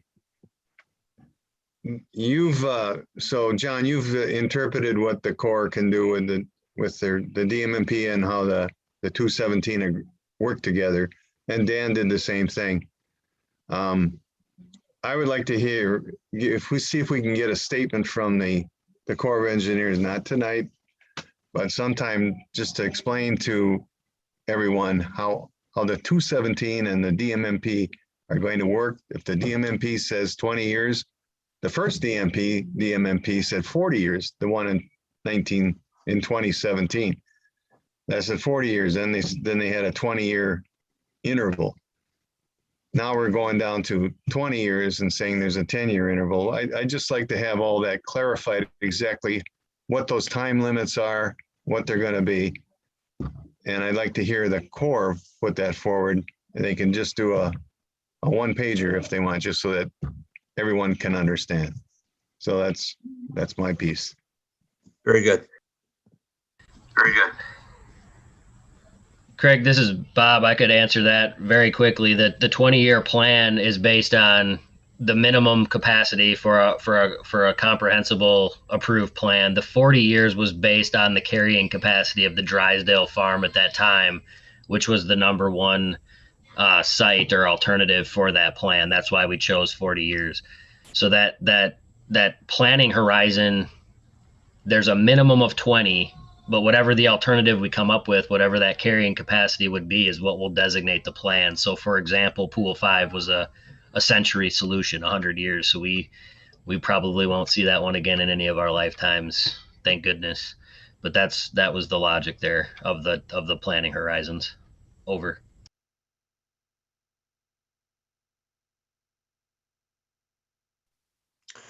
Brian, can you talk a little bit about timing? If we approved or authorized the environmental studies to begin in July. We've got these grant applications going. Were those tied together? Do we need to keep this process going in order to stay eligible for the federal grant?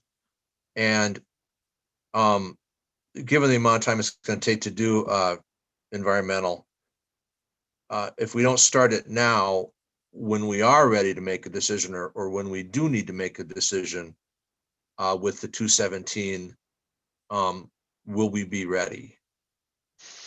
So the timeline we're on now, I mean, we're currently working on the environmental and proceeding, unless we're told to stop. Timeline we're on now, we will be done next year, and we'll have time to then move into permitting, land use permitting, all the permitting processes that need to take place after the environmental review, the final design work, bidding, so that you could begin constructing a port in the best case scenario starting in 2023. So and that's where we're at today. The best case scenarios we're constructing in 2023.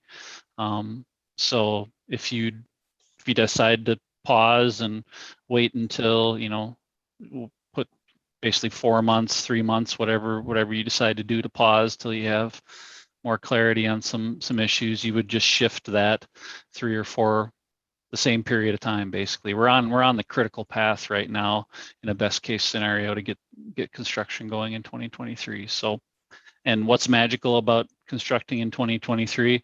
Well, nothing really, other than it would be ready to move sand at that point.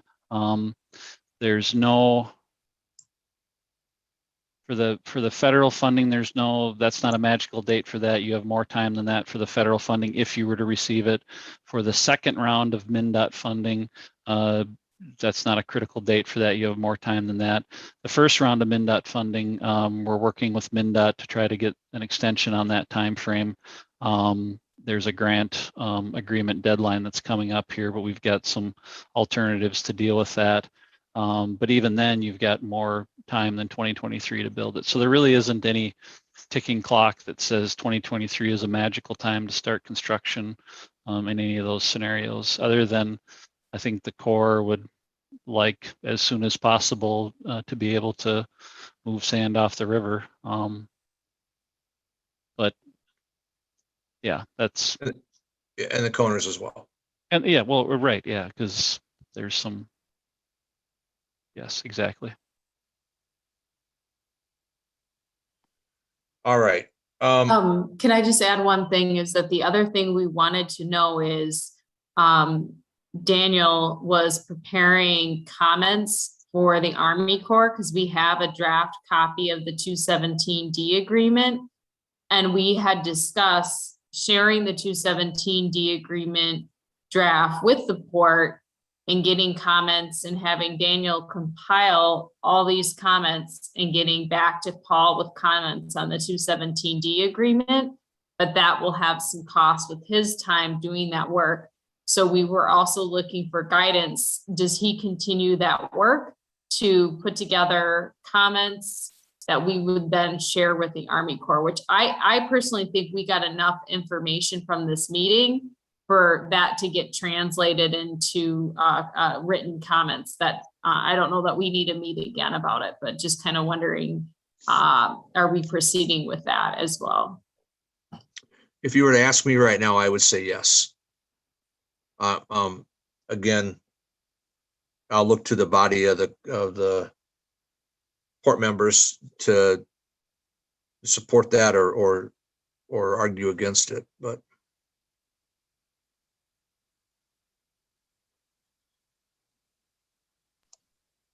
No, let's move ahead with that, I think. Yeah, I think we press ahead with this project as it stands. Our next item on the agenda would be the our group from the cities, this market study for alternative products on the terminal. We owe them an opportunity to hear them out at least a little bit. You guys have been on the call this entire time, so you kind of know where we're at with this already. But let's move on and let's bring you guys up and go from there. All right, thanks, John. Again, my name is Mark Barrett. I'm with a company called Quetica. We're a service-disabled, veteran-owned small business. I spent 20 years at MnDOT. I was the freight program director when I left there almost 20 years ago. Been in consulting for the last 20 plus years. I also chair the Agriculture, Transportation, and Food Transportation Committee of the National Academy of Sciences. So very familiar with a lot of the issues going on in ag markets. And so the sort of study you're thinking about is something we do all the time. Also on the line is Ben Zitlow, who's our one of our senior analysts over in Madison, Wisconsin. And you know, the thing I would bring up is that last week I sat in on the Minnesota Chamber Transportation Policy Committee, where they reviewed the infrastructure bill, which, you know, we're all waiting to see what happens. But if it passes, there's significant dollars in a variety of grant programs. And a large part of what we do is we're very much a data-driven company. As I may have alluded to earlier, we kind of came out of the freight audit and payment industry, so we're very familiar with supply chains and working with that data. And so what we tend to do is analyze, you know, how could something like a rail or a port facility save dollars for shippers. So we tend to come up with what's the return on investment, not just to the city, but also to the shippers in the community. And so what's the economic impact?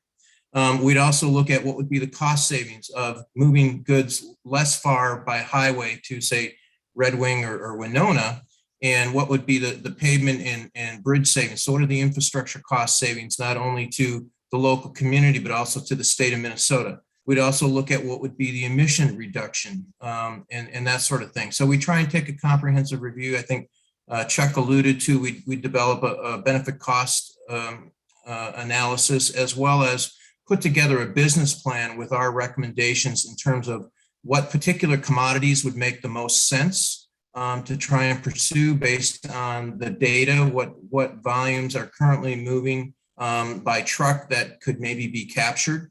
Because when you do a port like this, oftentimes there's going to be maybe some warehousing or equipment handling types of investments. And so you want to make sure you're investing in the right sort of facility to accommodate the market needs of your local community. So that's kind of what we laid out in our proposal, is that we would go out and talk to businesses in your community, find out how they currently ship goods and what would be the appeal of having a port facility in the community. And then we'd also take data. The federal government, USDOT, creates a nationwide commodity database called the Freight Analysis Framework. We take that data and break it down to the county level so we can look a little more deeply in terms of what would be going on in the community. We would also, we've been able to assemble a lot of individual shipper bills. And when we would go out and meet with shippers in the community, we might ask if they would be willing to donate some data to the project under a non-disclosure agreement. And we would use that in our analysis to try and determine, again, what would be the best products to target if you were to desire to move products other than sand. And you know, what are the markets those products are currently either coming from or going to, and how could they best be served by a port facility? So that, in a nutshell, is kind of what we proposed in the market assessment. I'm happy to answer any questions.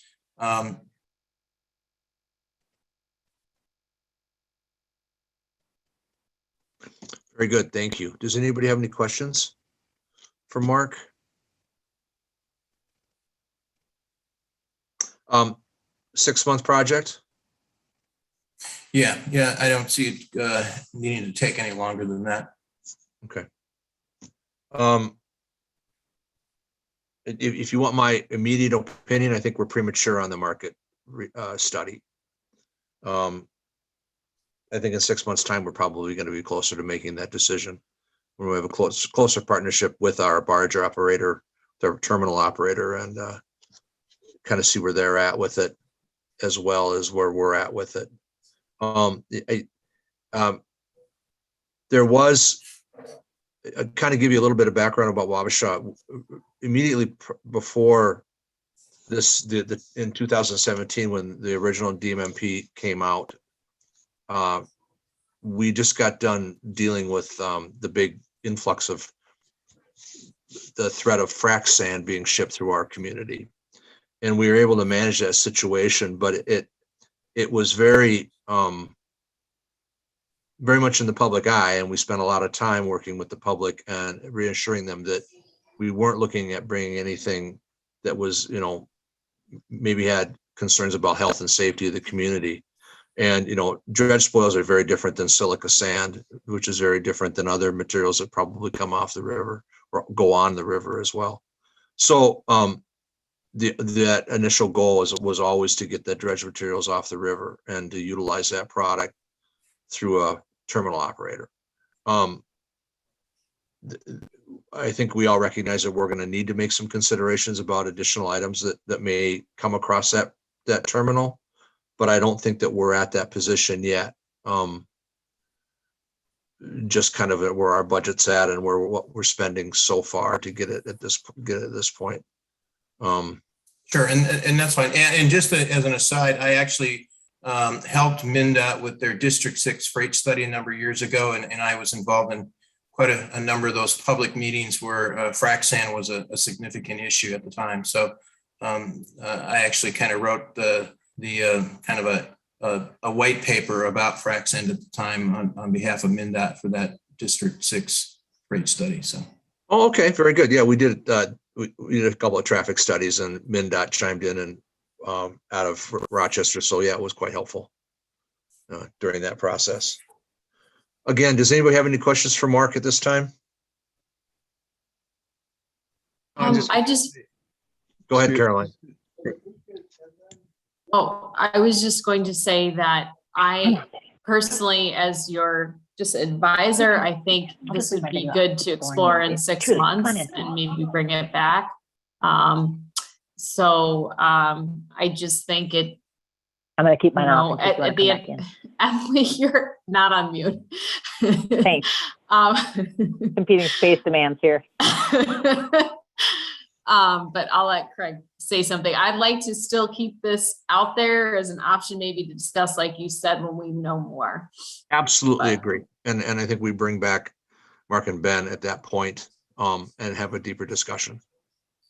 And that's all I was going to say, was that I agree with you, John. I agree with you, Caroline. I think this is something we're probably going to need to look into, but not at this point in time. We need to get things straightened away with the Corps and the Coners. Very good. Well, when you're ready, just let us know, and we'd be happy to set up a more formal presentation and talk about maybe some of the other similar types of work we've done and what the results look like. So, thank you, sir. I appreciate your time, and sorry it took so long to get to you. That's all right. Have a good evening. All right. Yep. Bye now. Let's move on. The next item on the agenda is Minnesota Port Association invitation to join it. Caroline and I attended the, I suppose, quarterly meeting for the Minnesota Port Association. The Minnesota Port Association consists of the ports on the river. So it starts with Duluth, St. Paul, Red Wing, Winona, and they've invited us. There's an annual fee, and then there's a contribution for lobbying. The lobbyists work with MnDOT and with the state with respect to the bond funding that typically happens every 2 years for port infrastructure improvement, development, and maintenance. And these guys work kind of as a group to support each other, staging their projects in such a fashion that everyone can get it can be impactful for each of these ports as they need that money.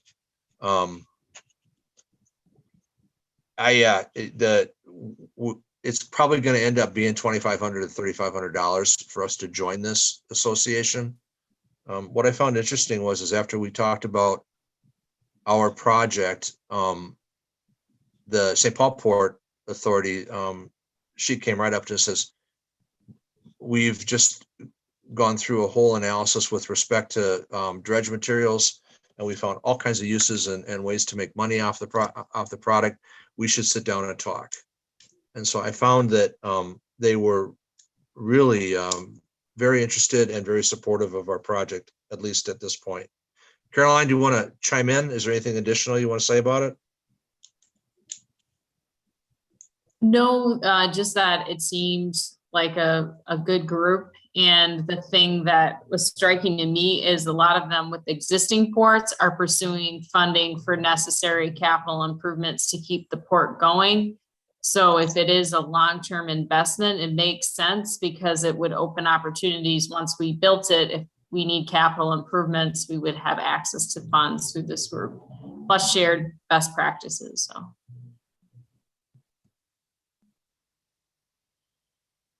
I would like to, I entertain a motion to expend the funds and join this association. I think it's a good, a small investment for probably a lot of depth of knowledge and support publicly and at the Capitol. I'll make a motion to join this. Greg's got a first. Do we have a second?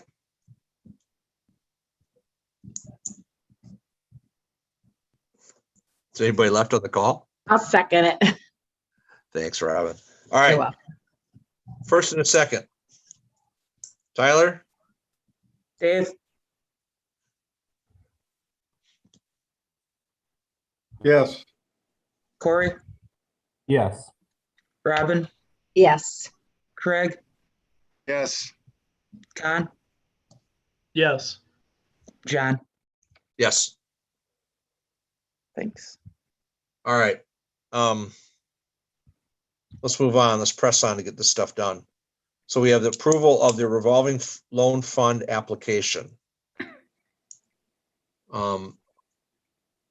Thanks everyone. Thanks for those who put this together.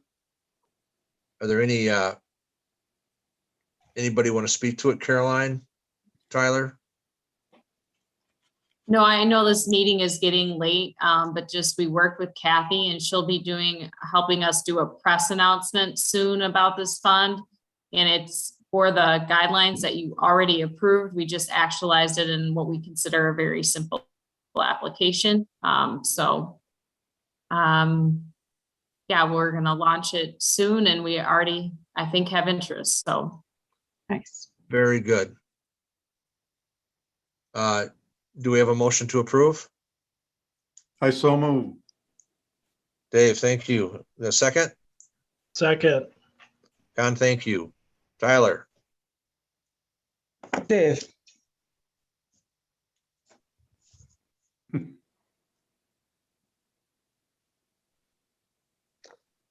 Con? Yes. Corey? Yes. Craig? What are we approving? The revolving loan fund application. The applications are the forms that we're going to use for the revolving loan fund.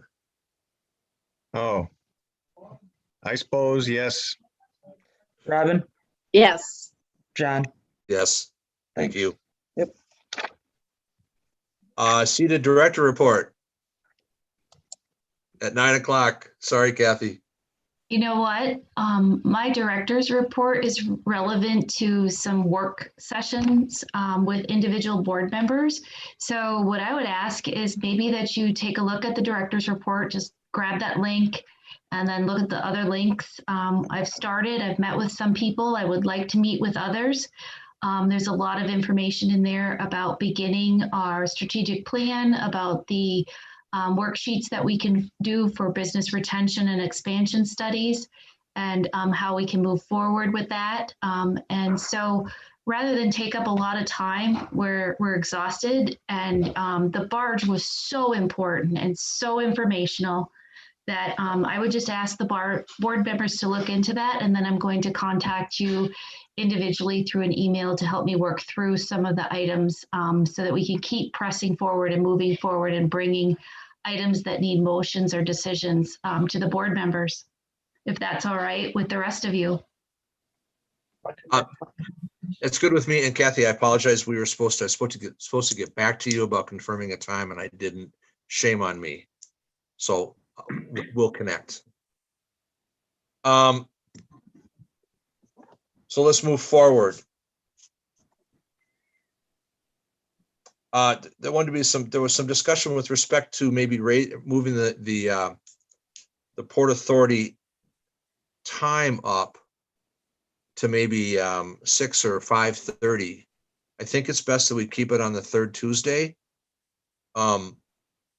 just for staffing assistance. But how does everybody feel about that? Do we want to move the meetings up to an earlier start time, or is 7 o'clock good? Move it up. One of my goals with the 7 o'clock was that I wanted to make sure that we were accessible to everybody that was at work. Yeah. You know, that was my big thing about this. And the city council met at 7, the planning commission met at 7. And so it was kind of one of those things. It's a Tuesday night, we meet at 7 o'clock. It's something that maybe they could trust that we'd be there and hear them out. Now, that being said, if we met at 5:30, you know, and they got there at 6, we'd be there, you know, so it wouldn't be the end of the world. I'm open to a motion to change the time or to leave it as it is.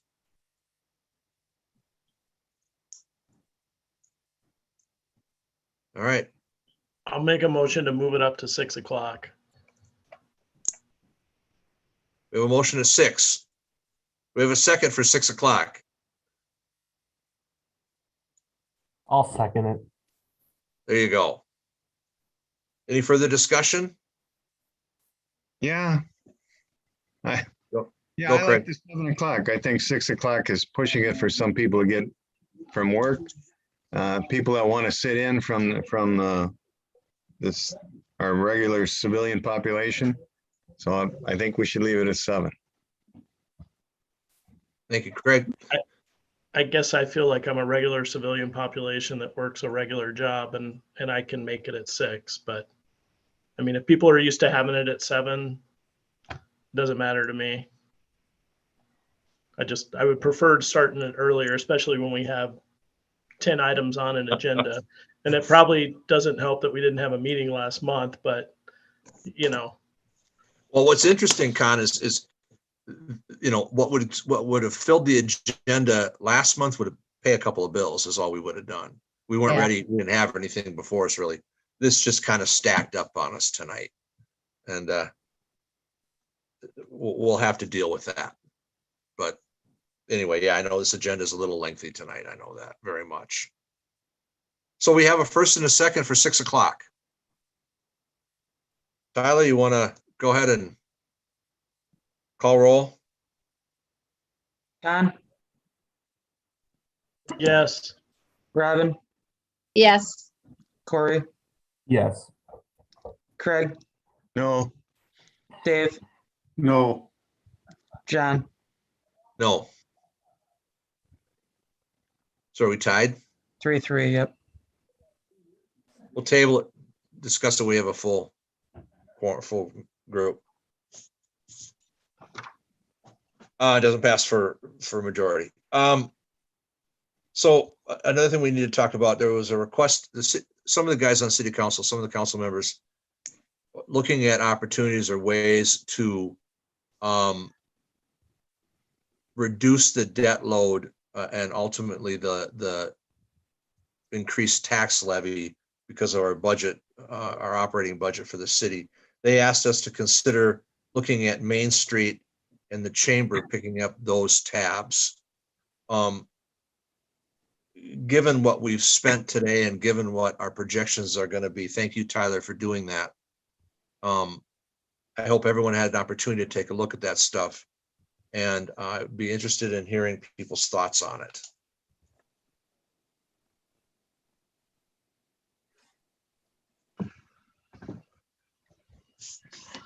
Just as a newbie, I just wanted to share a couple things about the comprehensive plan.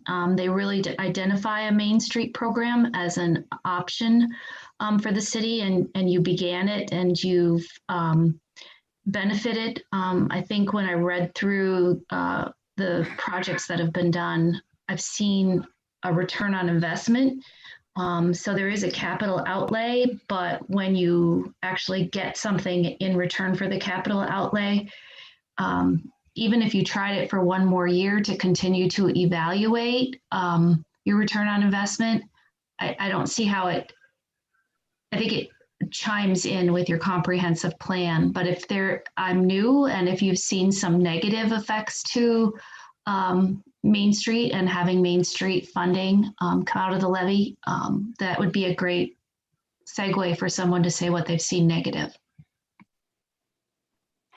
I don't think it's about, I think that everyone believes that both, certainly the chamber and Main Street are critical to kind of downtown and what's happening for economic development, for the viability of downtown. It's about, and we've historically assisted the chamber, and we looked at that always as a city. We looked at that as the money that we spent on it was kind of our advertising for the city. The Main Street group needed some startup money and needs money on an annual basis for their membership fees and things. And both have had, I think, great success in the community. What a couple of the council members simply asked was, would we consider taking over funding them? I don't think it really that the funding is on the blocks. I think it's more, would we consider assuming that expense? And so that's kind of where it's at. So can we see clear to take these two on, at least maybe interim for this year? Or are we kind of at a point where we're a little tight on funds and we don't want to continue to commit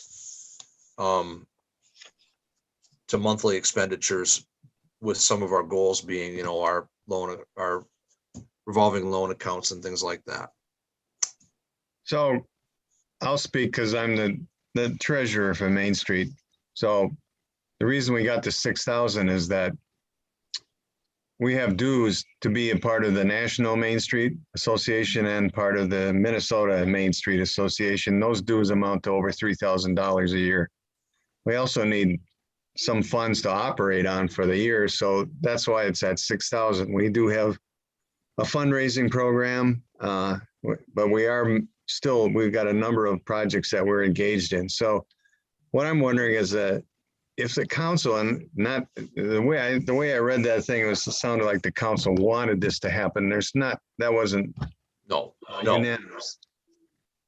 But if you want to move, these are organizations that deal with commerce, economic development. So if you want to move it into the Port Authority, that seems like a reasonable move. However, then I think the council should probably look at increasing the Port Authority's budget from 42,000 or another 21,000 to 63,000. So it doesn't seem like it fair to have those two things cut into the Port Authority's budget, because the Port Authority is trying to develop businesses, and they need some capital to do that. Yeah.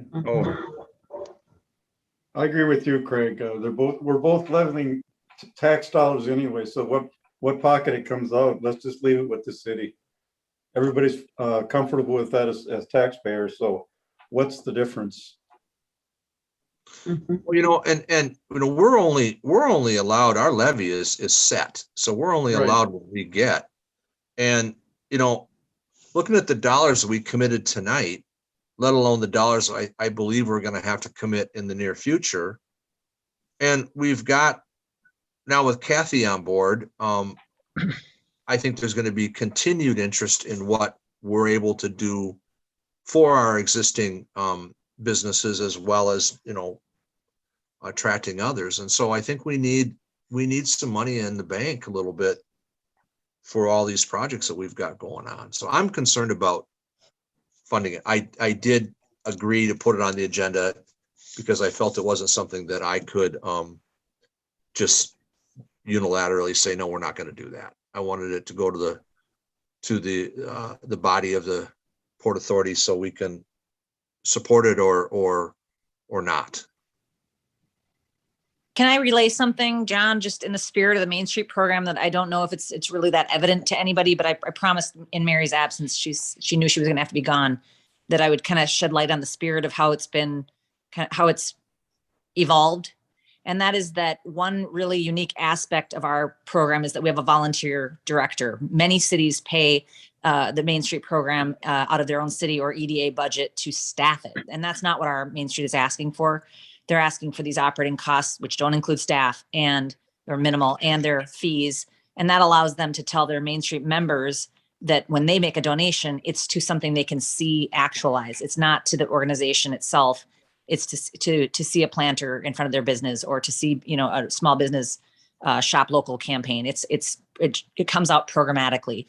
And the other piece that I think has been really good, and I know Mary doesn't want to lose this, and I think her board would reflect this too, is that the city needs to continue to be a partner. And part of that is financial, but the other is the way that Main Street actualizes some of its programs in terms of the bike shares and, again, the planters. And so that's been really productive. And just so Kathy's aware, it's been all good so far, but I think it's been good on this minimal commitment financially from the city, a spirit of partnership, and then a totally volunteer organization. So they're really, with modest margins, able to considerably gain a return on investment. And I think what they've done so far, and who knows what the goals will be for the organization in the future, to me, they've been right squarely in the kinds of things that cities might pay for, you know, planters, beautification of the streetscape. We've been very, very, very blessed to have a whole nother entity fundraise for seasonal decorations. So, I don't see it as sort of leaving the sphere of what the city itself would already budget for. We just are really uniquely, I guess, lucky to have the Main Street actualizing some of that for us and finding the grant dollars to do it, or the private donations to do it. So as a member of council, I hold a slightly different view there, that, you know, they're able to sort of find that return on investment that the city itself might not be able to drum up. I agree with you. I don't know. I don't have a problem with it coming out of the general fund, out of our general fund budget. That's kind of where I'm at with it, rather than out of the Port Authority budget. Yep. And as the program evolves, you know, it may be thought of again, and whether it belongs in the port or some part of costs are shared by the port. I think that's perfectly reasonable to ask that question. I do. And I do think, I do think that both the chamber and the port and the Main Street program are beneficial to our community, without question. Mm-hmm. So do we want to send, as a group, do we want to send this back to the council? Yes, I think unless the council can increase the Port Authority's budget, and you say they can't, then send it back to the council.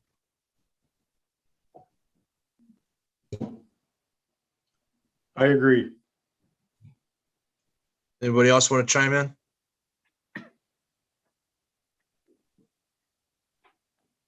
Do we need to make a motion and vote on this, or is this something that we can just? I don't think we need a motion. Just let it go. All right. Is there any further discussion with respect to those two items? Let's move on. We've got this mortgage satisfaction that we have to address. Tyler, you want to talk about this quick? Yep, this relates to the BJH lawn. We got some documents that the property is in Azrax and Torrance. So we have to satisfy both of those, $92 total, $46 each. And then Lisa ended up reaching out to the county recorder for a digital copy, which was an extra $14 charge that we weren't aware of.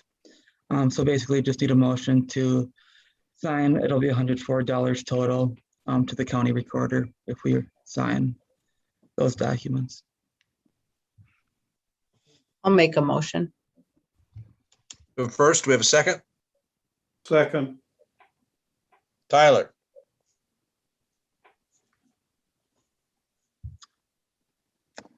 Okay, we'll start with Corey. Yes. Robin. Yes. Dave. Yes. Craig. Yes. Ken. I have Yes. to abstain. Oh, you have to say, yeah, yes, And John. yeah, sorry.